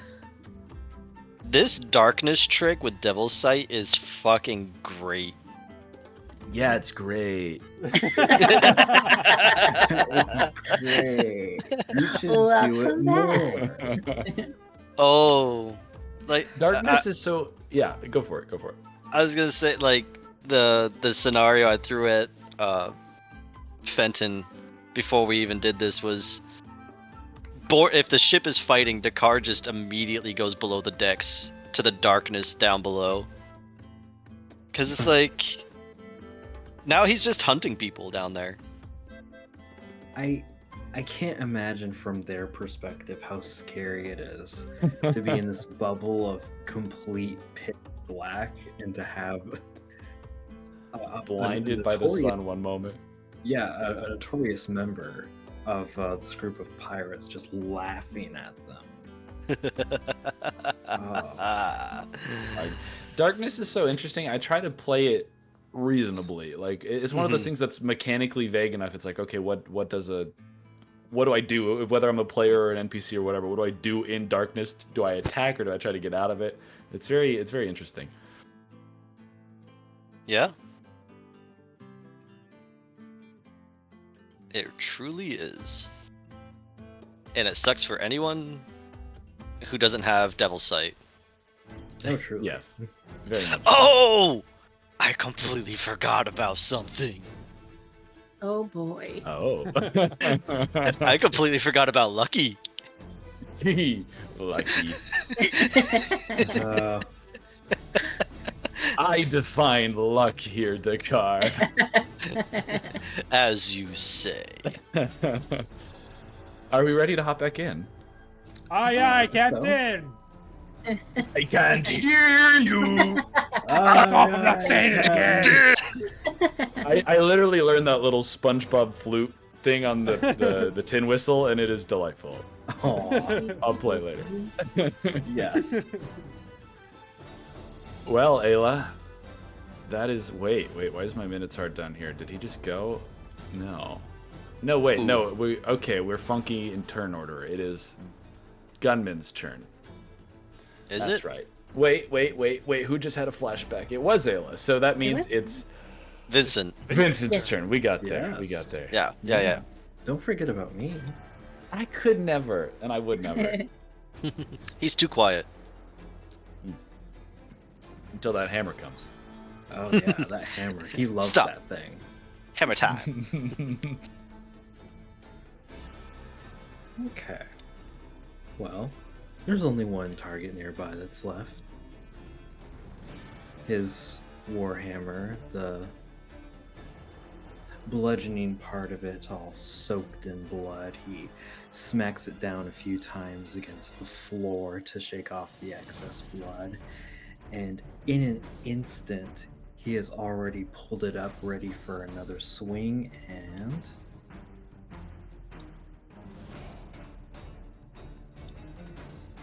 bludgeoning damage against this man adjacent to him.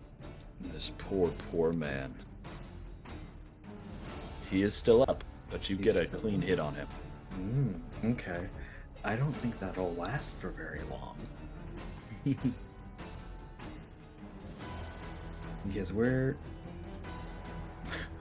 just following it up with another 10.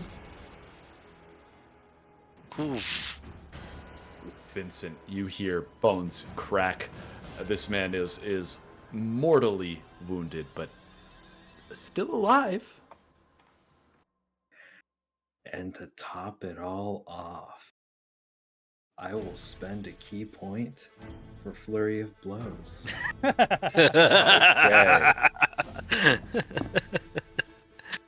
So I do think I set up Flurry of Blows incorrectly because it does say make 2 unarmed strikes. So I'm going to be doing that. Yes. Okay, yes. 12 bludgeoning. What? Yeah. How'd you like to do it, Vincent? Okay. Well, he sets his warhammer down. The weight of it easily just bounces it on the floor. He pulls this man in, yanking his arms and then getting a hold of his head and then twisting it 180 degrees around, hearing a satisfied crunch, and he topples to the floor as a lifeless corpse. And another colonnade elf has fallen. Is that your turn? That is my turn. Well, it is not his turn next, Erikar. We go to you. Alright, so Erikar will use his bonus action to cast Healing Spirit. A kind of like a spiritual form, almost like perfectly resembling Aberin, just appears perched on the cannon right here, And Erikar will heal himself. It's 1d6. Perfect. All right. And while he's, muttering the words to the healing spirit spell, he's using one of its attack actions to quickly reload his revolver because he has fired 6 shots.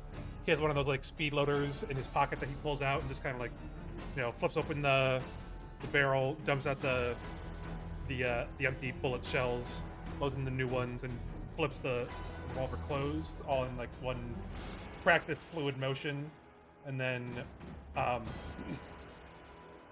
without like still looking forward to where the captain is, being murdered by Ayla.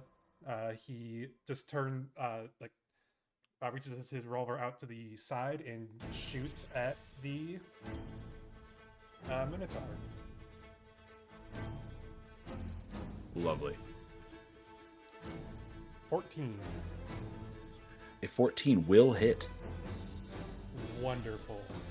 It's a big boy, and he is not very well armored. And I'm going to re-roll that 2. So 12. Okay, Minotaur is still up. The risk you take. Yeah, just in nice fluid practice motion of him casting the healing spirit, reloading his gun, and then taking another shot. And that is his turn. Another bullet sinks into the arm of this Minotaur, and he huffs out a snort, focusing his attention towards you. But we'll go to Dakar first. Alright, using half my movement speed to get out of prone. Correct? Alright. And then 5, 10. And that Cutlass of the Sea is going to lash out of the darkness once more at the Minotaur. 21 Will hit. for 9 slashing. All right. Takes another blow. Alright, second attack. 20 Will hit. for another 8 points of slashing. You Alright. hit him good. You feel your blade sink once again into the flesh. Yeah. So, Ayla and Erikar just see Dakar's cutlass just flash out in 2 quick slices. And then 5, 10, 15, 20, 25, the tentacle slides out of the darkness and takes a swing. Well, hold on. 10 feet. So it's gonna sit there. Still within the darkness, keep the advantage. A tentacle lurking in the dark. 25 Will hit. for 6 cold. Beautiful. Dakar. How does this tentacle finish this Minotaur? Alright, so after those 2 quick slices from the darkness, kind of like hamstrings the Minotaur, you see the inky black tentacle of Dakar shoot out, wrap around his neck, and then drag him into the darkness as he goes kicking and screaming. And you just hear Dakar, "Now this is sport." As the Minotaur brays in fear as it dies within the darkness. Love to see it. Dakar, would you like Yes. to step back into time? Ooh.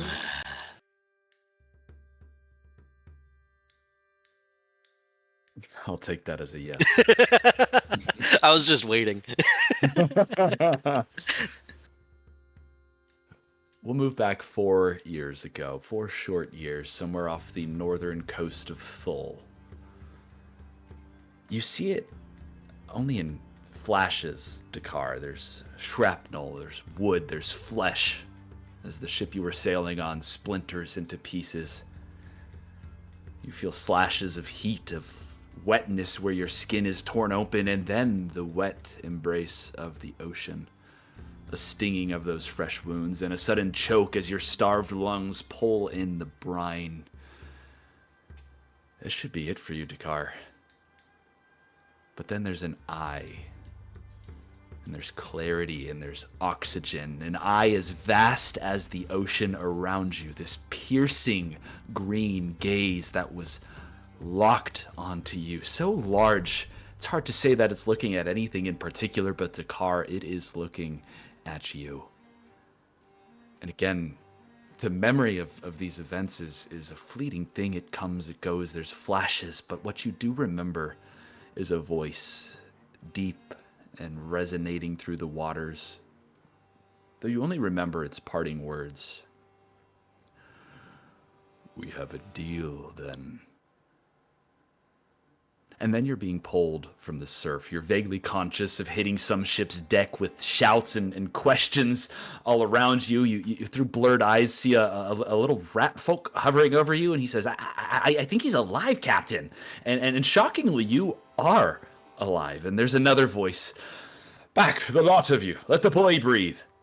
Ayla, have you got healing to spare? Aye. And she And would what run healing? over. Oop, go ahead. What healing do you do on this Anubian, wet, suffocating, some wounds on him? It's hard to tell what the source of his injuries is. But what do you do, Ayla?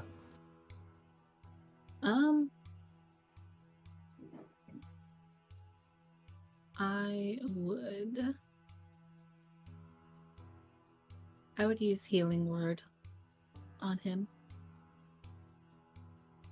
I would go over and see if there were any visible wounds that I could tend to, and if there was something that seemed a little more than what a bandage could do, then I would use healing word. Yeah, there's some tending to your wounds for just a moment, Dakar, and then suddenly with the sound of music, a melodic harmony, pleasing to hear, and it shocks you back into consciousness, and you can observe the crew around you through clear, focused eyes once again. There's an elf. Presumably, she's the one who healed you. So right behind her is a one-armed Leonin man. What are you doing, Dakar? So, upon being healed and consciousness snapping back, Dakai's gold yellow eyes open and he looks about wildly. Goes to suck in a breath, and chokes, and rolls over onto his side, coughing up seawater and little bits of blood just.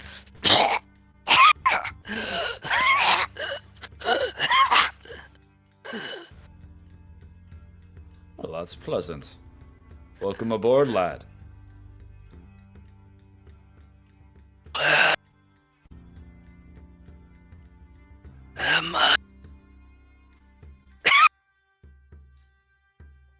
Lost you a bit there, Dakar. Oh. He, in a choked, very hoarse voice. Where am I?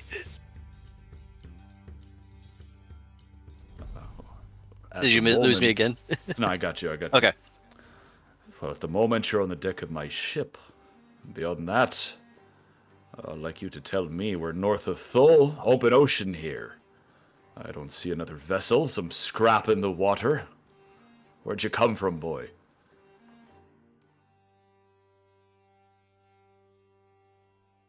No. Fire. Water.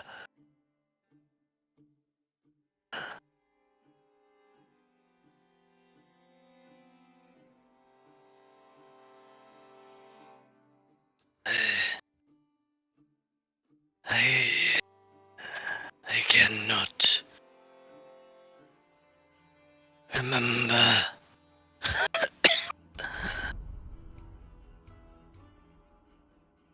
But being tossed to the sea is ringing Fire and blood. Can you do anything more for the lad, Ayla? Sounds like an interesting story. Curious how a body could be surviving so far out here.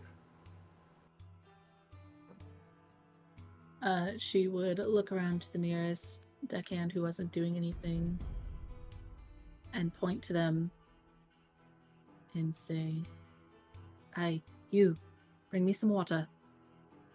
And then she would look back down to Dakar and offer up another healing spell at a higher level. Another healing word at a higher level.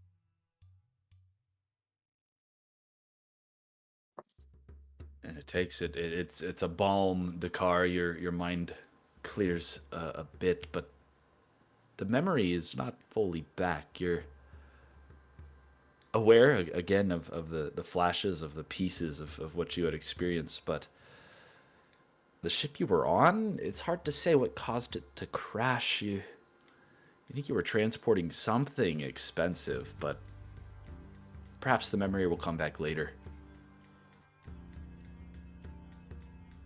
So with the second spell and a clearer bit of mind, the card rubs at his throat, shakes his head a bit, blinks, and as the crew member that Ayla's in a way comes with the water, he greedily gulps it down, coughing a bit as he does, but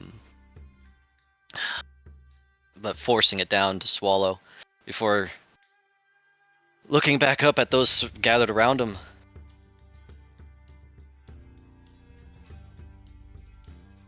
Erikar, Vincent, are you here at the moment? Yeah. In fact, Erikar, it was probably you who spotted the body floating out among some splinters of wood at sea. Yeah, I'd say Erikar, who is still relatively fresh from his blinding, stumbles. Well, not stumbles, but he walks over from. He'd probably been up towards one of the ends of the ship compared to like the middle. And as he walks, having Averin circling around to come back, he hasn't quite gotten the hang of blindsight yet, and 100% his fault. Like stubs his hoof on like the corner of one of like the cannonball holders. He just goes, "Sheeby, I thought I told you to keep your shit out of the way." Sorry, Erikar. Working on it.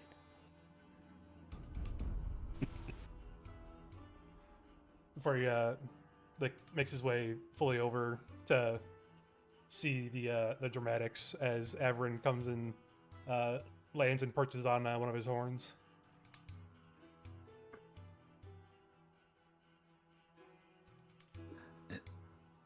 Near the side of the vessel as well, Dakar, you as you're kind of looking around, taking in all the various crew members aboard this new ship, there's a lizard folk, kind of an uncommon race with light orange scales, and seems to be arguing with a tiefling as they're kind of looking over the edge of the ship where you were pulled from.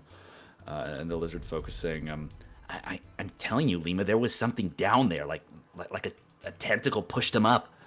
And the tiefling responds, "You've grown as superstitious as the deckhands, Laszlo."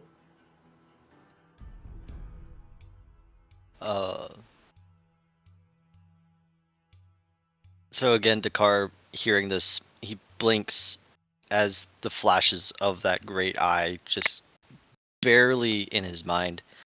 When he opens his eyes again, he's looking down and at himself, and he cocks his head quizzically, because now, after being recovered, he's shirtless, only wearing like a pair of trousers, no shoes.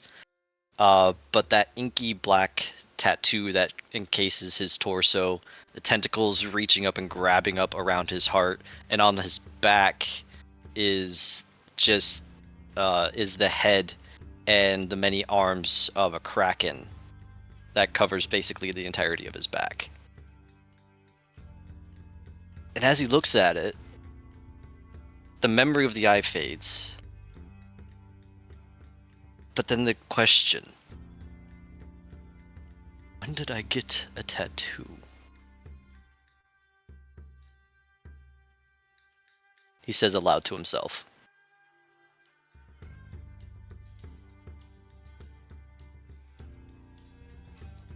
Incredible. I Great. think with Another the drunk that fell off of a ship.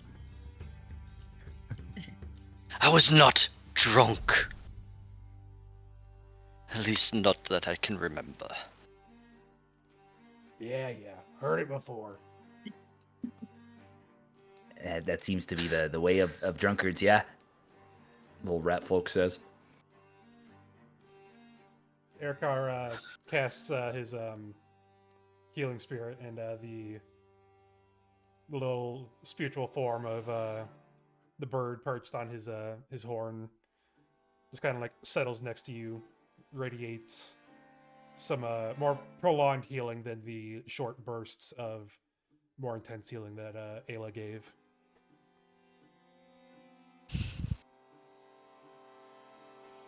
I would not like to spurn the hand that saves, but I assure you I did not drink. The ship I was on was transporting something. I don't know if we ran aground or whatever happened. But I did not drink. Only a fool would drink and crawl about on the netting. Vincent he approaches and he squats down to meet Dakar's, at least face to face, and he's really gonna stare and scrutinize just every little detail of his expression. And I don't. Do you want me to go ahead and roll to see if he understands that Dakar is telling the truth, or do you think that Vincent's own experience with that is enough to say for sure? I'd say you've got enough intuition to you have no reason to doubt the words whether or not he's lying. You don't think he's lying. Whether or not the words he says are accurate is another matter entirely. Mm-hmm. That's mainly what he's looking for, signs of drunkenness. Yeah, I'd say it's easy enough to say this. I mean, for a guy that just got pulled up out of the sea, he seems pretty presently minded.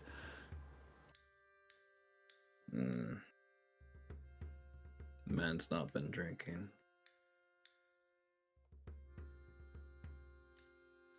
Perhaps it's some sun poisoning. And if that can make the memory a little hazy. Is that or the blast of a ship tossing you to the waves? That could also do it, yeah. Aye, but a ship does not often go down without another nearby. Look out on the waters, there's nothing for miles. How long do you suppose you've been out here? Before or after? The ship I was on was no longer in the water.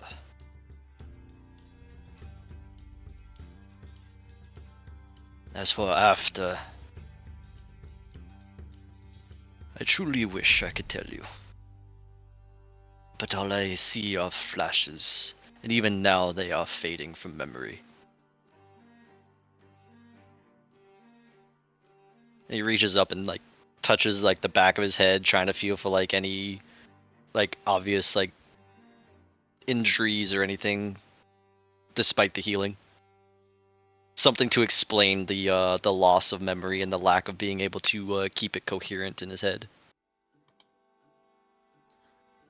There's nothing obvious, Dakar. There's still some cuts healing on your body, perhaps a concussion of sorts, but you've been healed and your memory is still fleeting for the moment.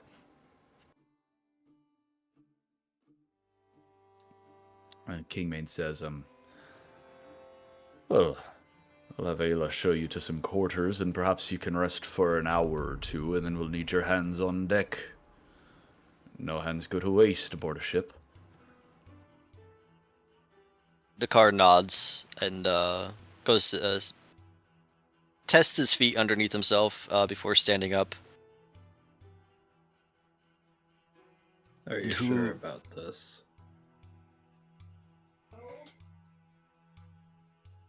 Who is Vincent asking? Kingman. What about it? We're not going to leave him here. Throw him back in the waves? Nah, he Obviously looks like a not. fine sailor. Hmm. I've been sailing all my life. Born to a fisherman's son. I know rigging, I know sail.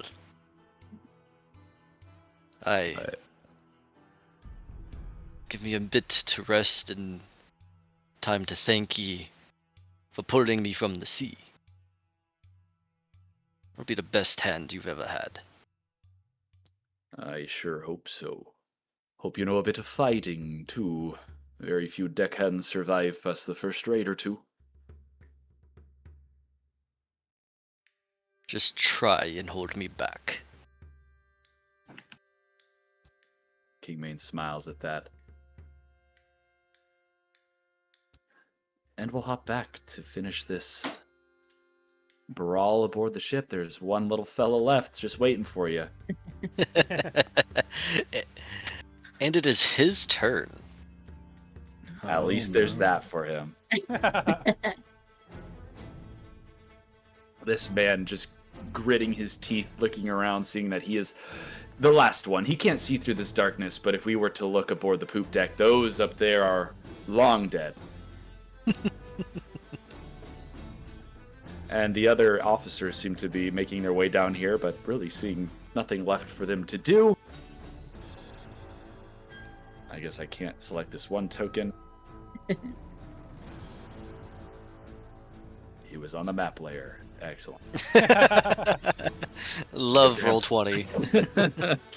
This final human, I think he knows what's coming for him, but what else can he do but take a few shots? He sees how wounded Erikar is, and he's going to fire his revolver twice at you, Erikar.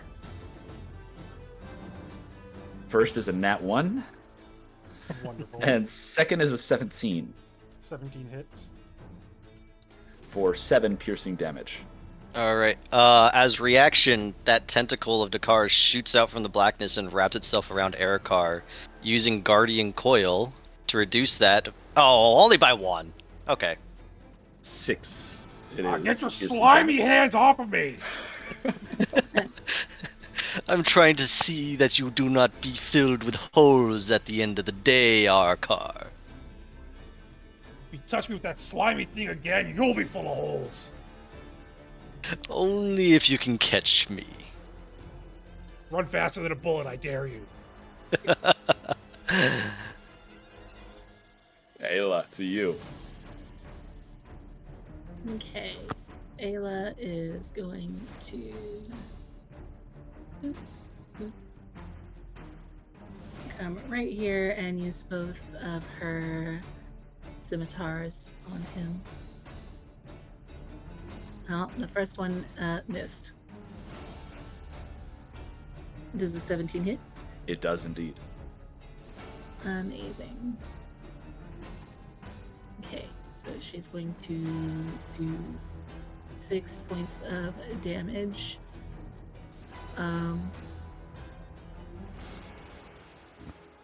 She still has her bonus action, right? And you have She heat metal on does. it. And you do have heat metal. That's what I was about to do. Yeah. I'm gonna use heat metal again.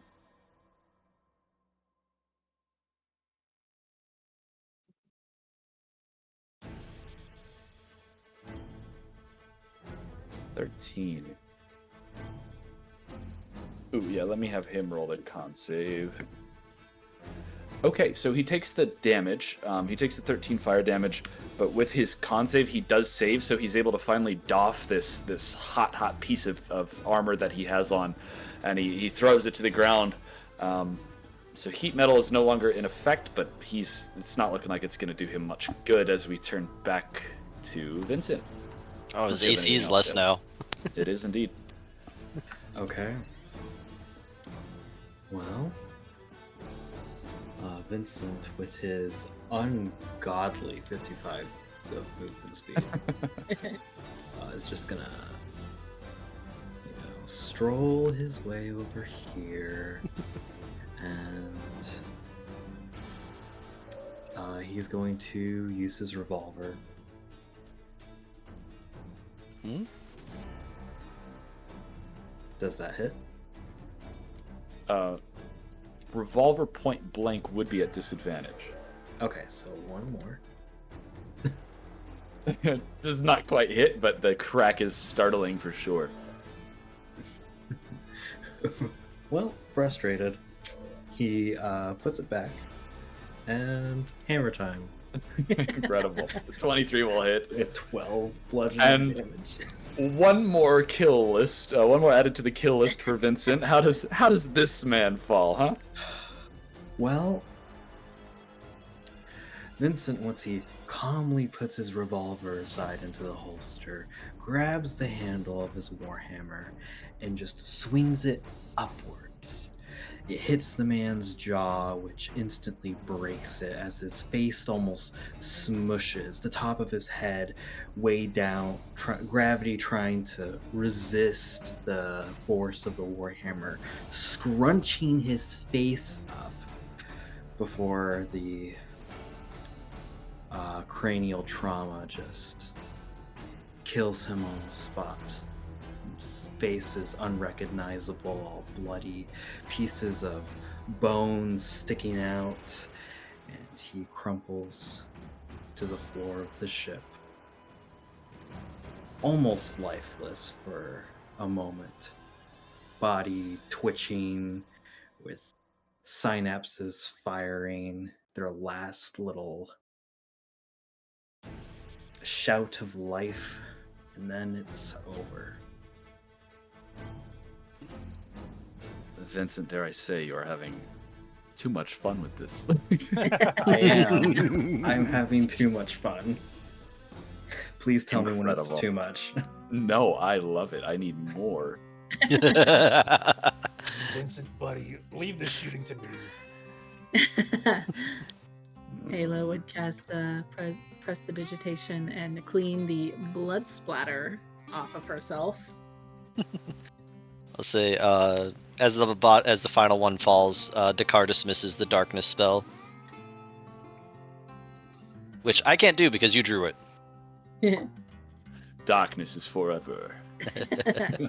You guys see Dakar just standing over the top of the Minotaur's body, just looking down at it, head kind of cocked to the side. Well, the day wasn't a total bore after all. Mm. That's me rolling the rest of the healing from my healing spirit. Excellent. It wasn't bad.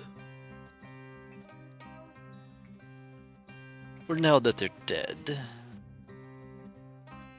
let's see if they have anything else hidden among their persons. And he dismisses his cutlass and starts ruffling through the pockets and coats of the fallen. Of course. Kind of like clockwork, moments after the last crack of gunfire, deckhands begin emerging with the last couple barrels from below. They let you do your thing. Dakar, go ahead and roll an investigation check. Why is investigation? What else would it be? Perception? You can look at all you want, but you're not getting anything unless you find it. Hey, Ooh. 20! All right. You will find some gold, of course, on these, amounting to... I'm just gonna roll a straight d20, and that's how much gold you get, my friend. Okay. Let's go. Oh. There you go. Wow. You find, yeah, they're pretty loaded actually. These merchants, as they tend to be, have money to spare. Well, I can see why the captain's quarters were rather empty. Do you suppose they thought they could get away after we left them alone? Hmm. They did.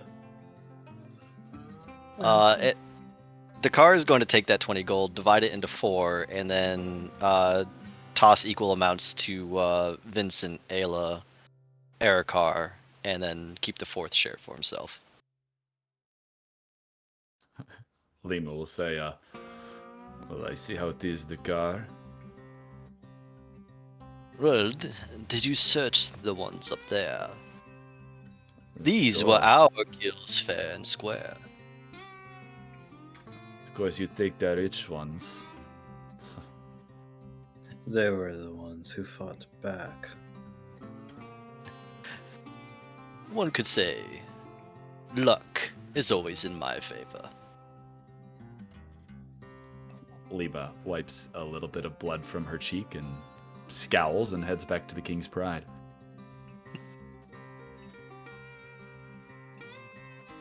Vincent raises the share that he got and nods in very brief thanks, and he too follows back. For those not doing the math, that's 5 each. Big money. So Dakar does have a brain. That was out of character. I know. But, well, I mean, he did divide it.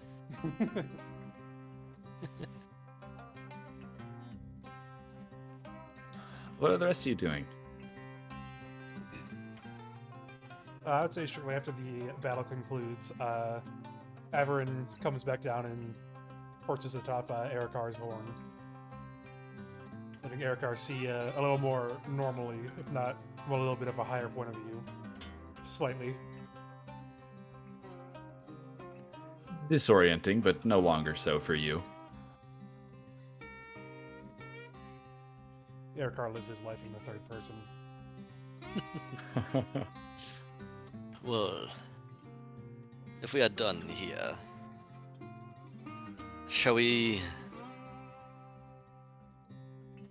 set a bit of flame and let the sea claim her share of the prize?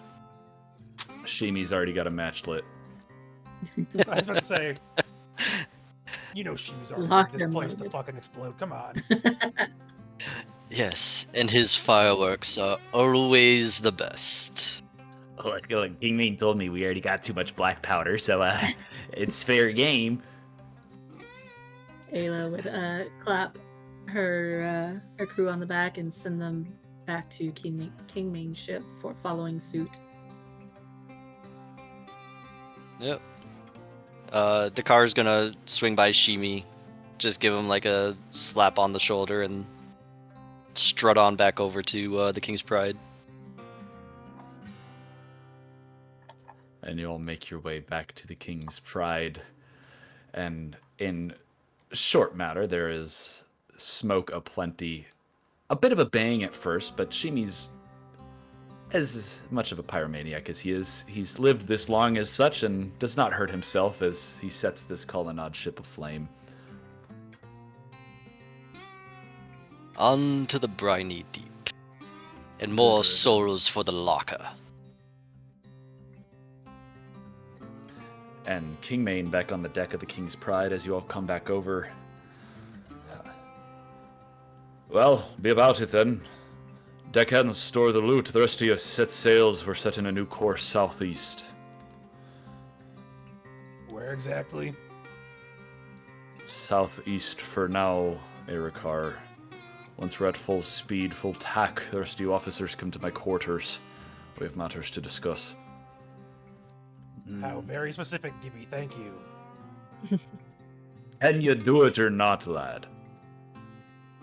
The fuck you think you're talking to? Of course I can do it. Southeast is the single direction. Well, here we are in the ocean. I think that should be easy enough to achieve, Erikar. Now, if you could be about it.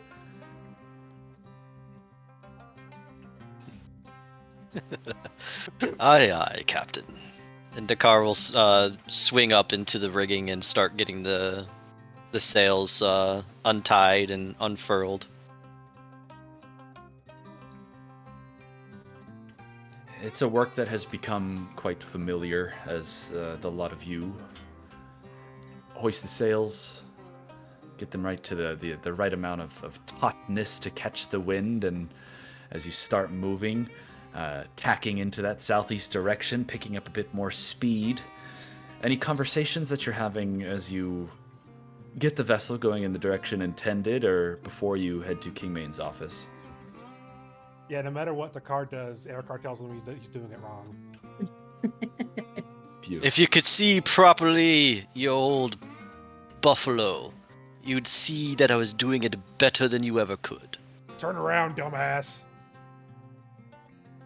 Why? So I could stare at your most voluminous wrinkles upon thy face. No, if he turned around, Avron would be perched right behind him. I feel like Dakar knows he's there, but he's not turning around. And also reaches into his pocket and pulls out like a treat or a snack for the bird. Which the bird happily takes, but definitely bites your fingers in the process. Owie. One day, Oreo, you will no longer have a master. Perhaps you will not bite the hand that feeds. Why do you keep calling him Oreo?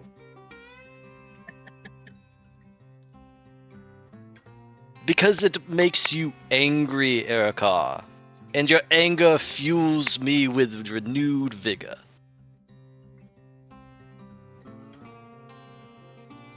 Why don't you take that vigor and go hoist the other sail?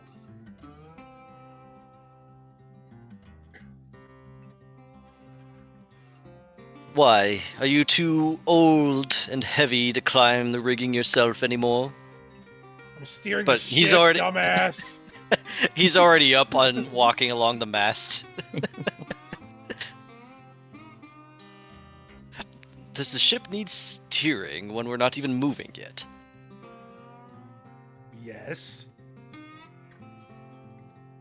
I believe the ship is starting to move. I think Erica just likes to feel that he's doing something when he's absolutely doing nothing. Says the one who plays with his food. I do not play with my food, I eat my food. Vincent gives him a very judgmental stare. Look, only the parts that taste good. Mm, If I wanted to That eat doesn't seaweed, help I'd dive overboard and grab it myself. Yeah, we know what happened the last time you went overboard. mm, Are you referring to the last time I was in the water, or are you referring to the time that I had to be hoisted up after my ship exploded? I still think you're being dramatic. I wish I could tell you, Erica, I truly do. Ayla would look over to Vincent and laugh and just say, "They pick like my favorite married couple." the most dysfunctional marriage I've seen, yet the most entertaining. By far. And then she would turn and go into the office after ensuring that everything was going as it should. Yeah, Ayla, Vincent is scratching off his little to-do list to make sure that everything is double, triple, and quadruple checked. And then only after does he follow. Ayla, it's pretty regular once the ship is up to speed to get the wheel locked in place and command a deckhand or two to stay nearby should any attention to the wheel be needed. The rats' nests are all manned as well, keeping an eye out on the waters. Vincent, as much as you would like to go below and do a proper inventory of the new goods, you know that we'll have to wait for later. And the two of you enter Kingmane's office.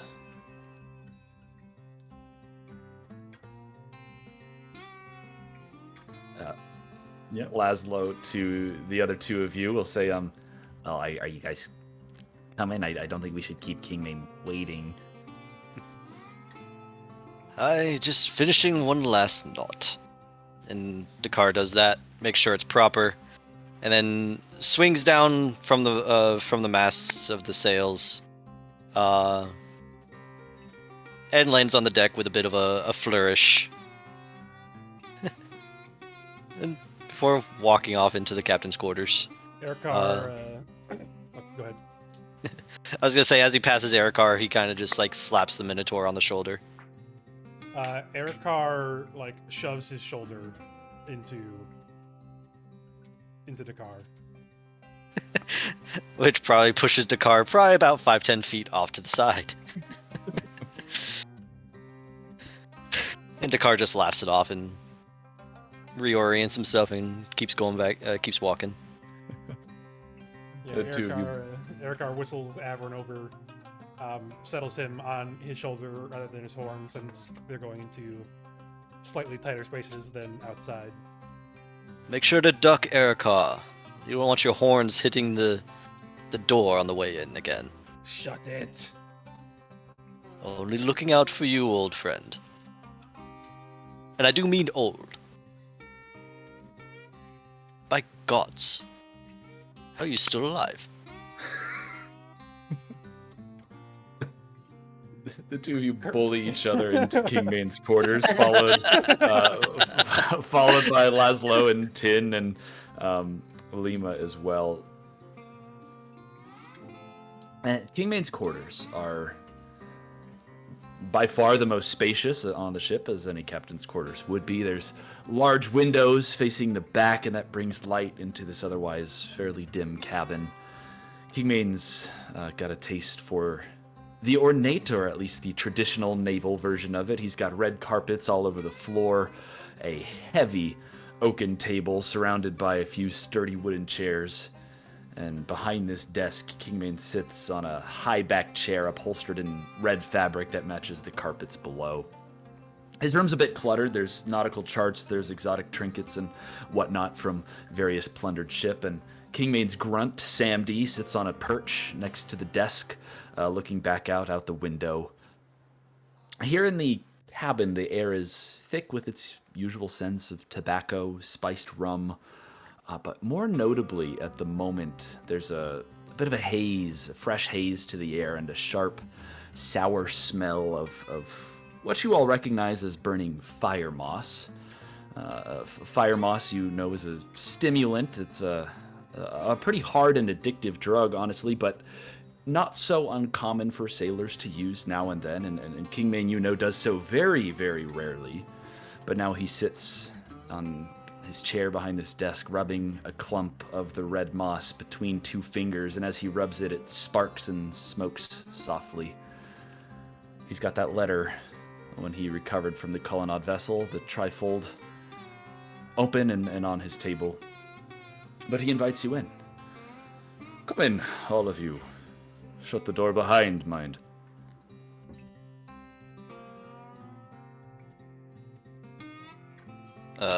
I imagine if, thinking about it, Dakar was the last one through, so he Yep. shuts the door, latches it closed.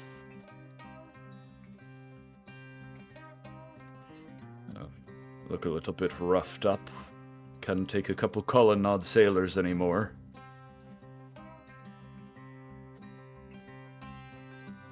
Well, we may have taken a scratch or two, Captain. But you'll find that those soldiers, they had the worst of it. Vincent here, he showed them the business end of his hammer more than once. I would expect nothing else. I was told to give them no quarter, and I did. Reminder once again never to piss you off, Vincent.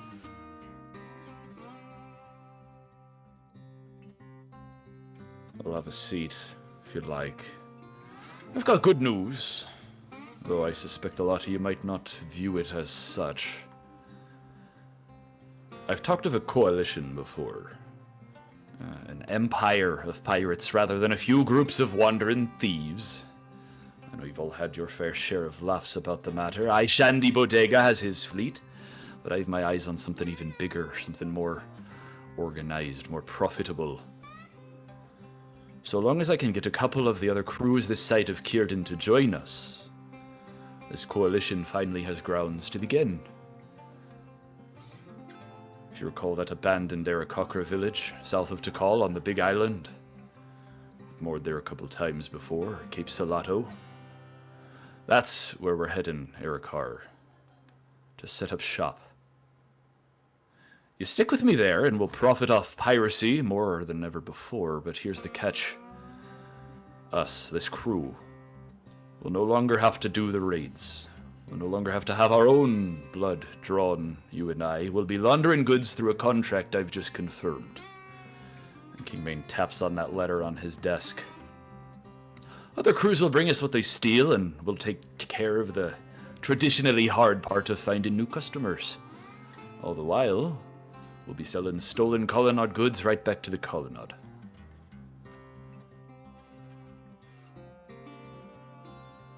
Kingmane, you can tell he has more to say, but at this he leans back and looks around, making eye contact with each of you, seeing if you have any thoughts. You're joking, right? Yes, Aarakar, I'm well known across the seas for my sense of humor.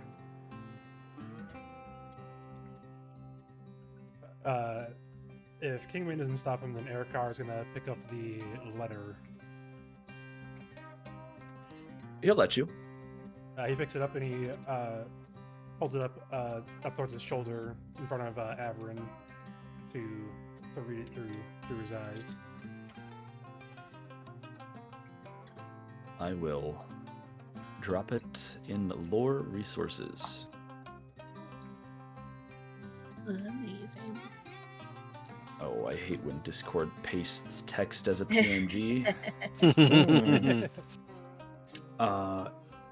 Is Aarakar reading this aloud or just to himself? I'll say either way, Dakar gets up behind Aarakar and reads, does his best to read over the Minotaur's tall ass shoulders.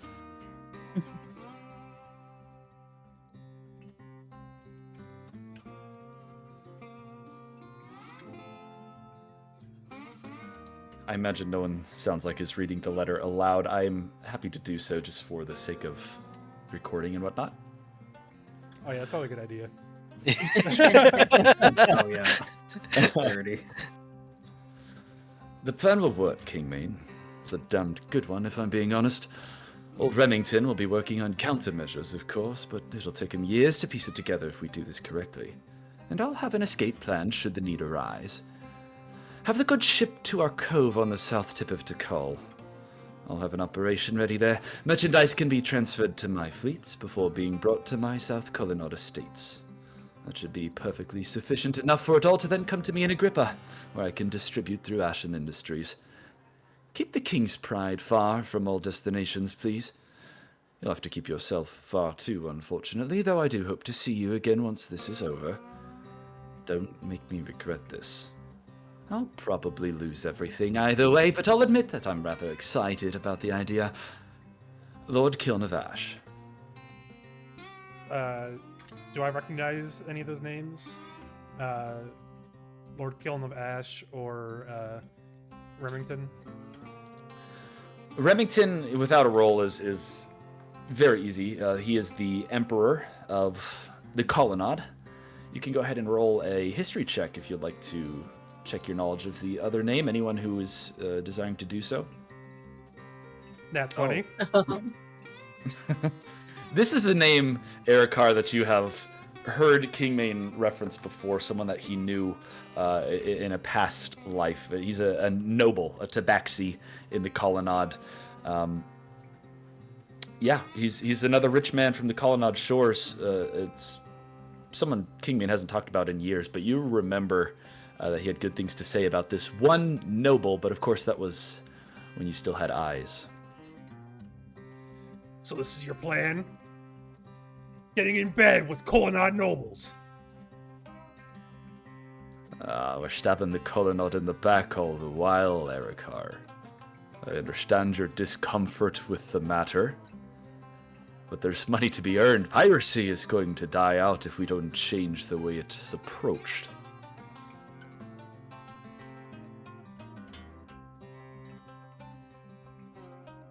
I told you when I first joined your crew. I was here for as much for the adventure as I was for the piracy.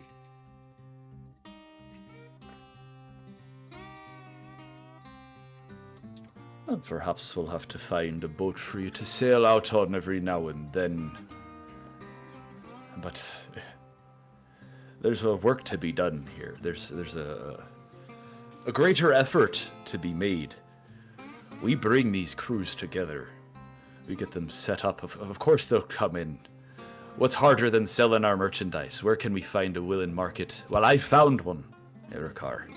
And it's one that'll pay top dollar. We'll make profit off of every piece of it. Pirate crews will bring in their gold, their goods. We'll buy the goods off of them at a discount while we do the work. Meanwhile, they'll go spend all of the gold we just handed them in the city. The brothels and the taverns. Whatever the hells will keep them coming back and spending all the money they just earned. Our coffers will be filled. You may want the life of an old, fat, rich man, but that's not me.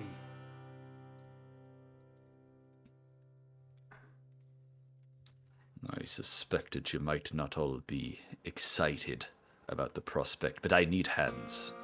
And he'll turn to the rest of you, and I need minds. He turns to you, Vincent. I need organizers.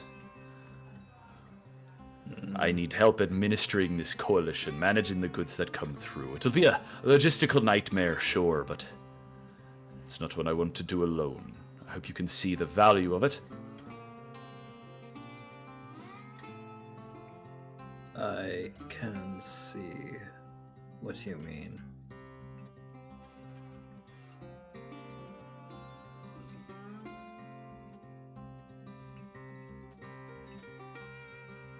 Well, if there's a ship to be sailed from Salado, I better be on it. Otherwise, I suppose I could lend a hand.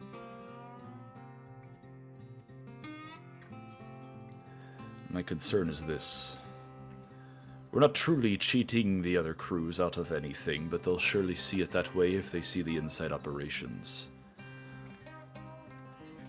If you want to sail, be my guest. Go out there and sail the world as we've done. Risk your lives for coins.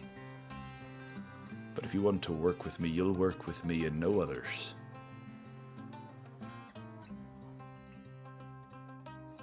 Perhaps we'll find an excuse to get on the water now and then, but I've personally lost the taste for it myself. Ever since Shandy Bodega nearly sunk us, I've been trying to set up this way out.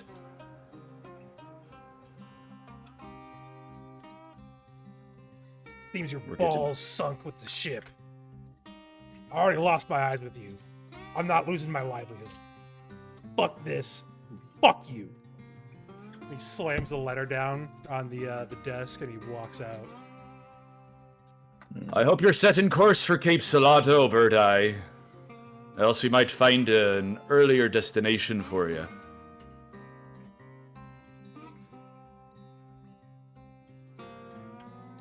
And the rest of you?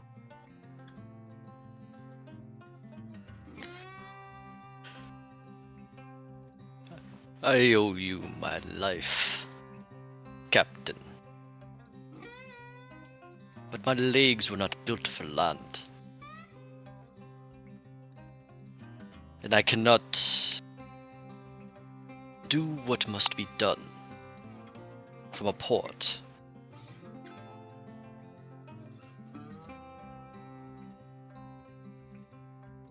I will not spurn you for what you do. But I cannot stay among sandy shores when the sea calls my name. Very well. Then take the option I've given you. helped me found Cape Salato, and when other crews start coming in, I'm sure they could use a hand like yours, Dakar. I won't fault you for it, but it'll be different all the same. At the very least, I will make sure to return to the Cape once we are done. Consider it a home away from sea. For again, I cannot sever ties that were bound in a life.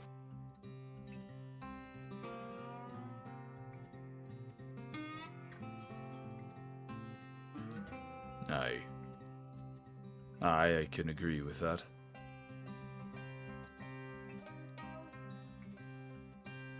Besides, any ship I'm on is sure to come across some rather good plunder. Plunder that I can guide back to the Cape. Well, that's the goal of it. I'm sure we'll be bringing more in with you on board. Give or take a Ayla? few from my own pocket. I'm sure you would. For the sea, too. Captain. Ayla, Vincent, the rest of you.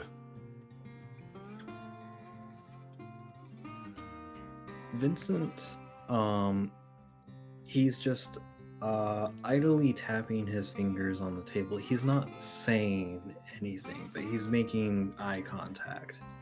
And from the few years he's worked with Kingmane,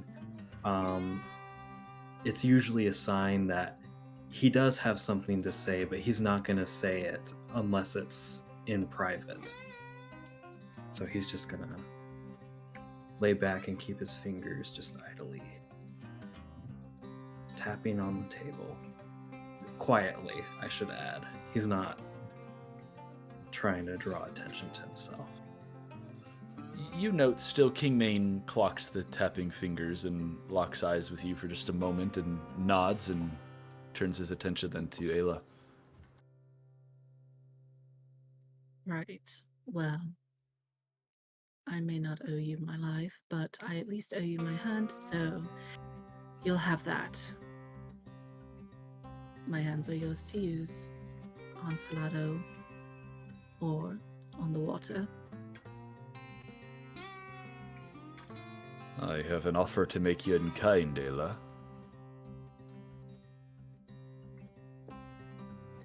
And what might that be? For the times when sea does call, I truthfully don't intend to return. Should the King's Pride hit the waters again, would you be willing to captain her? Fully? She would look a little taken aback, and her brows would knit together as it kind of registers in her mind, but she would nod. She would say, I'll keep her safe. Good lass. Kingmane looks to the other officers, and Tin, of course he's in. He's been there since the beginning. Lima kind of huffs, but she says she'll partake, and Laszlo agrees with Tin, and Shimi is as excited as ever. But as he walks out, it's easy to tell he's a little confused about the whole matter.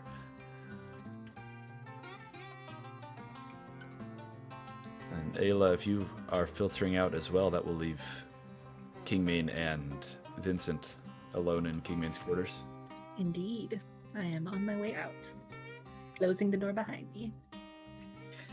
As soon as the door fully closes, Vincent opens his mouth.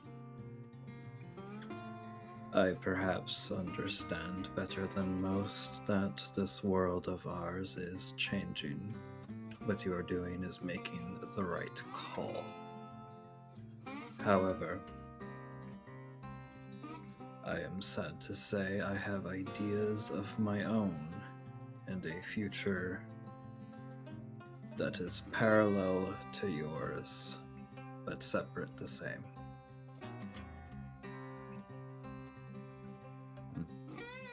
Is that a matter you care to elaborate on? Perhaps we can come to a deal of some kind. I heard back from an associate a few days ago. We have plans to create a company where there is a gap in the Imperial Isles. A way to ship goods between them efficiently, effectively, and have full control over what gets when and when. I just completely confused myself. What? Of how it gets there and when. On the surface, it'll be entirely legitimate. Underneath, well, of course there'll be underhanded dealings.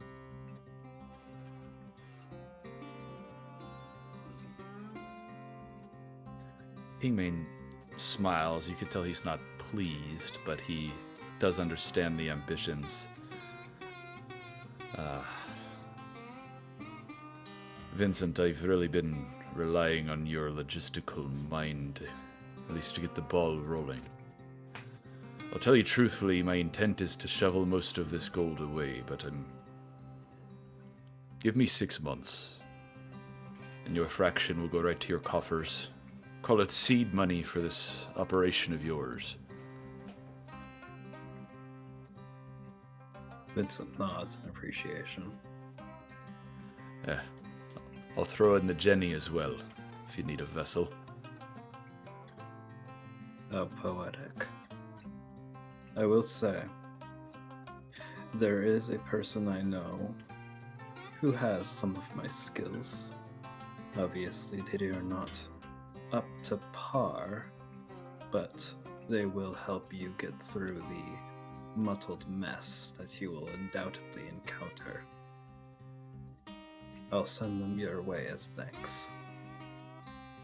I would greatly appreciate it. Thank you, Vince. I will be at a loss without you, of course, but I do understand. Appreciate your willingness to cooperate, all the same. It's been a pleasure. Should we meet again? And Vincent gets up from his seating at the table, and he walks up, and with one hand behind his back and the other forward, he reaches for a handshake. Kingmane takes that handshake with his one remaining arm, his right hand, clasps yours kind of a little up the wrist. It's a very solid, very somewhat formal naval handshake, and he shakes that hand. He says, one more favor for me, if you will. I'm listening. Help the others convince Erikar not to run us aground before Cape Salato. That'll be easy. That's why I like having you around.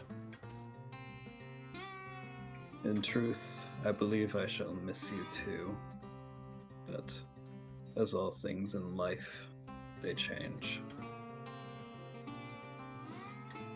So they do. We shall meet again, I know this for certain. You'll have room and board in Cape Salato, should you wish it.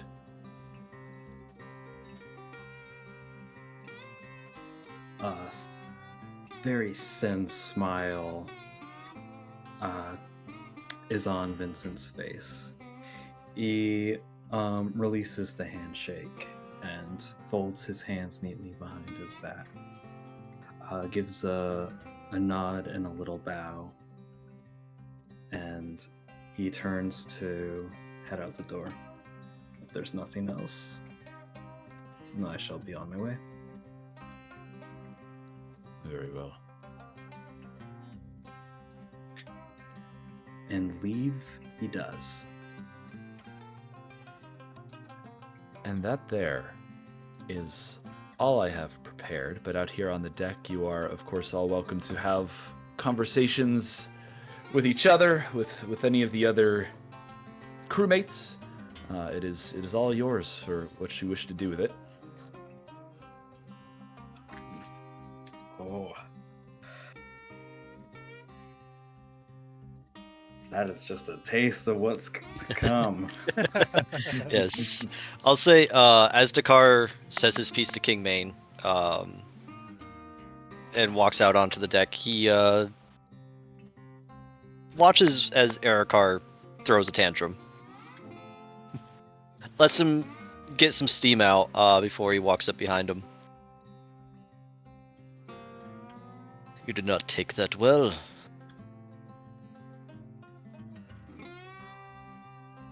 Of course I fucking didn't. He's selling all of us out. How He old? did not. Oh, Vincent's there too. Yeah, Vincent Oh. has left the room. He's standing there, tall, with his hands folded behind his back, all proper. How old is the captain, Erikar?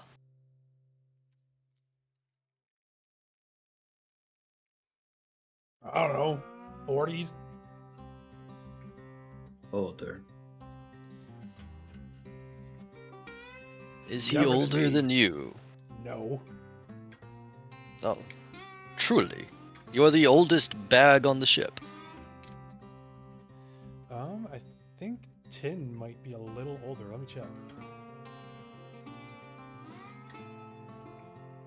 It's pretty close either way. Yeah, Tin is 2 years older than Erikar is. No, Tin's got me beat by a couple of years. So tell me, when should an aged, one-armed pirate hang up his hat? He can decide that for himself without fucking over his entire crew. He gave me leave to sail. He only asked for help when we first arrived. I'm not one for settling. Then don't. Sail. Wreak havoc on the seas. I plan to. It's easy for you. How many people do you know are gonna want to hire a blind old navigator? A blind old navigator who has sailed with Kingmane for longer than most people have been alive. And one who comes with a seeing eye bird. Truly, Seeing eye Erika. bird that most people try to kill on sight. Well, yes, when you see one spying on your own ship. Even I had not tried to kill the thing.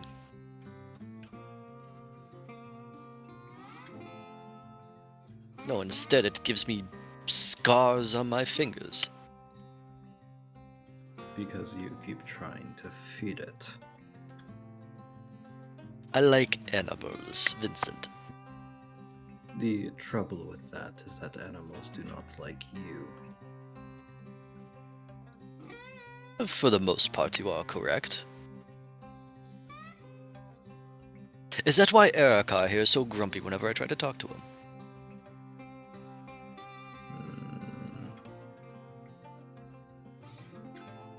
It's not helping. Life takes us in different directions. See, it is like Kingmane is right for his decision. The world is changing. It is changing too fast for us to keep up with on our own. Perhaps for those of you who are past your prime, I still have time ahead of me. But the point is, Erika,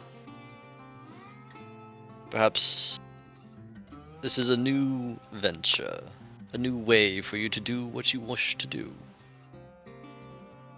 If goods stolen from the colonnade are coming into this new Cape Solato, as the captain says it will, how many opportunities will you have to get something back at them?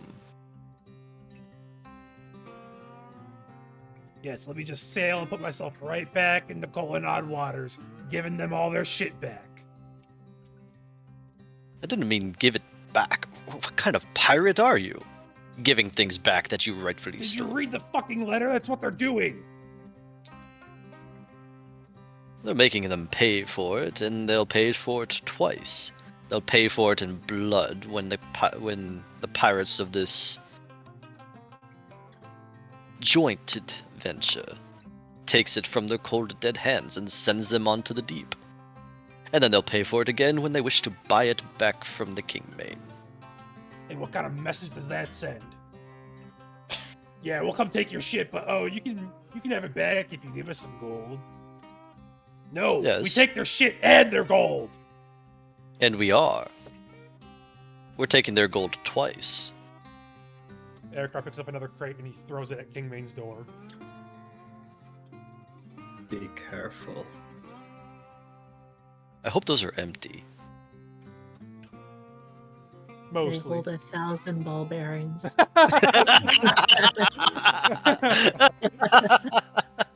Vincent's face just visibly just scrunching up. He rarely visibly gets angry. He's just fuming with these thousands of ball bearings rolling across the floor. I am going to take a step back. Accidental cannon. Whoops. Erika, Vincent is all yours, old friend. And the car gets out of the blast radius.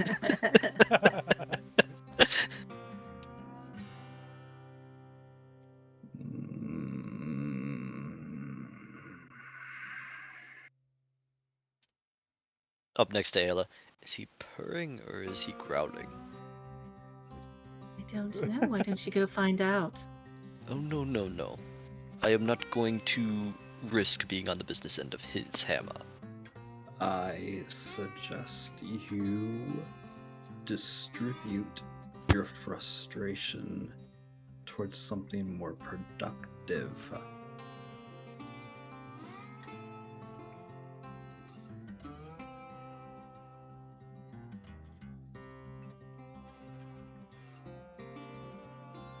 And how do you suggest I do that? That is your problem. It is not mine to figure it out for you. If you wish to smash crates, we have empty ones below deck. Do not mess with my inventory.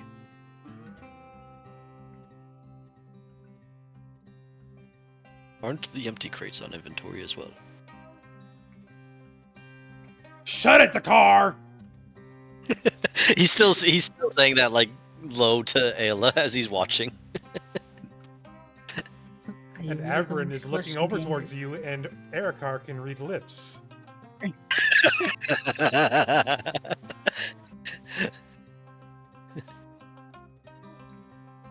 And then in sign and language. And Erikar calling you the car instead of some other name. Showing his anger level. So in sign language to Ayla, Dakar signs. God. Oh god, he used my actual name. He's really pissed off. And she would laugh and gesture between the two of them. Are you really trying to get between the two of them right now? Is now the best time? Still in sign language. That is why I backed away. That might be the first wise choice you've made all day. What? Not creating a pool of darkness and slicing our enemies apart. That was quite fun. Fun, yes. Smart.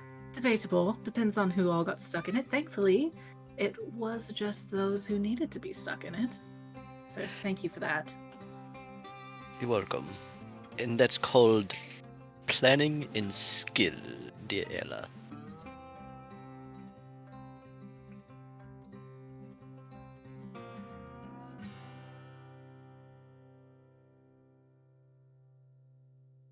Conversation entirely in sign language. Very And- articulate.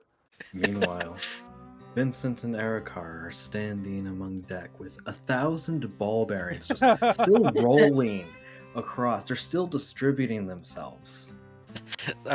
Imagine Across the the surface. imagine the rookie deckhand or the more rookie deckhands on the ship sliding all over the place. Would prestidigitation work on that? Nope. Rip.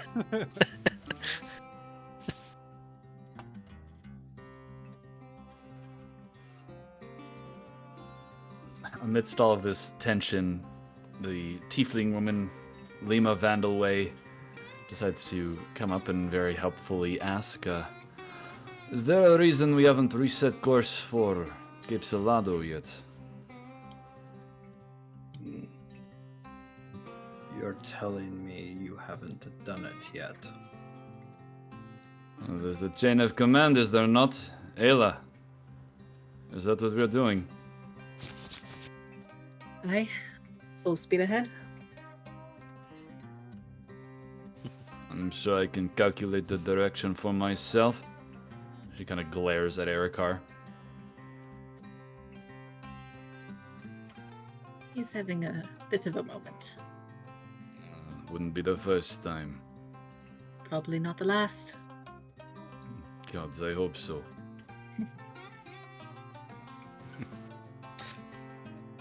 Well, Is that the order, First Mate Ayla?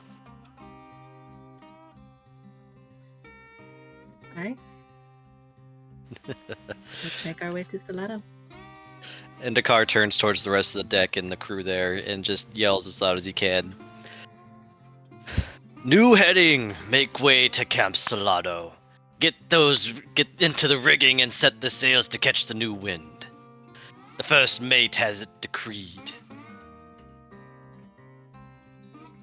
And the various deckhands and officers make themselves busy. It's not a huge readjustment. There is a bit of change to make. Southeast was just vague enough to get you headed in the right way. But course is set for Cape Salado and if a I new may horizon there. interrupt, Please. I would assume that it would be a difficult task considering there's 1,000 ball bearings on the Wow. Vincent, you're having a hard time coming to terms with these ball bearings, and a couple of the crew do trip over them, but it is startling how quickly these little bits of metal find their way into every nook and cranny. It is going to be a nightmare to get these things off of this ship. They fall directly between every little floorboard, some of them probably clacking down into the various rooms and store holds below, some of them rolling right on overboard, falling into the waters where there's holes intentional to let water run off. Ball bearings do the same. They are everywhere, causing a little bit of disturbance, but it's not insurmountable. I imagine that his training in the monastery prepared him well for this tedious and annoying task, where he stills his mind and focuses on gathering as much of the ball bearings as possible, all the while keeping the number tallied in his head, knowing full well it is not going to be the original number that was in the crate. Which only serves to briefly infuriate him further before he calms himself again and resumes his task. Why did we have You- a crate of ball bearings on the deck anyway? You are about 4 days from Cape Salado, where this interaction happened, and Vincent, it's probably, since the time you hopped aboard the King's Pride, the worst 4 days of your time at sea. Those ball bearings are going to be on the King's Pride for a long time to come.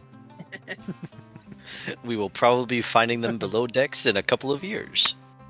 Anytime Ayla sees them, she uses them to dance around and practice her swordsmanship, or she uses them as target practice.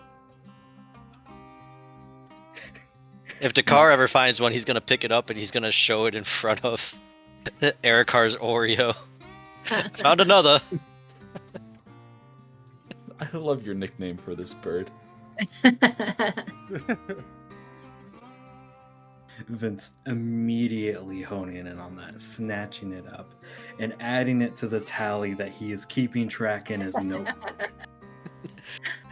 Ugh.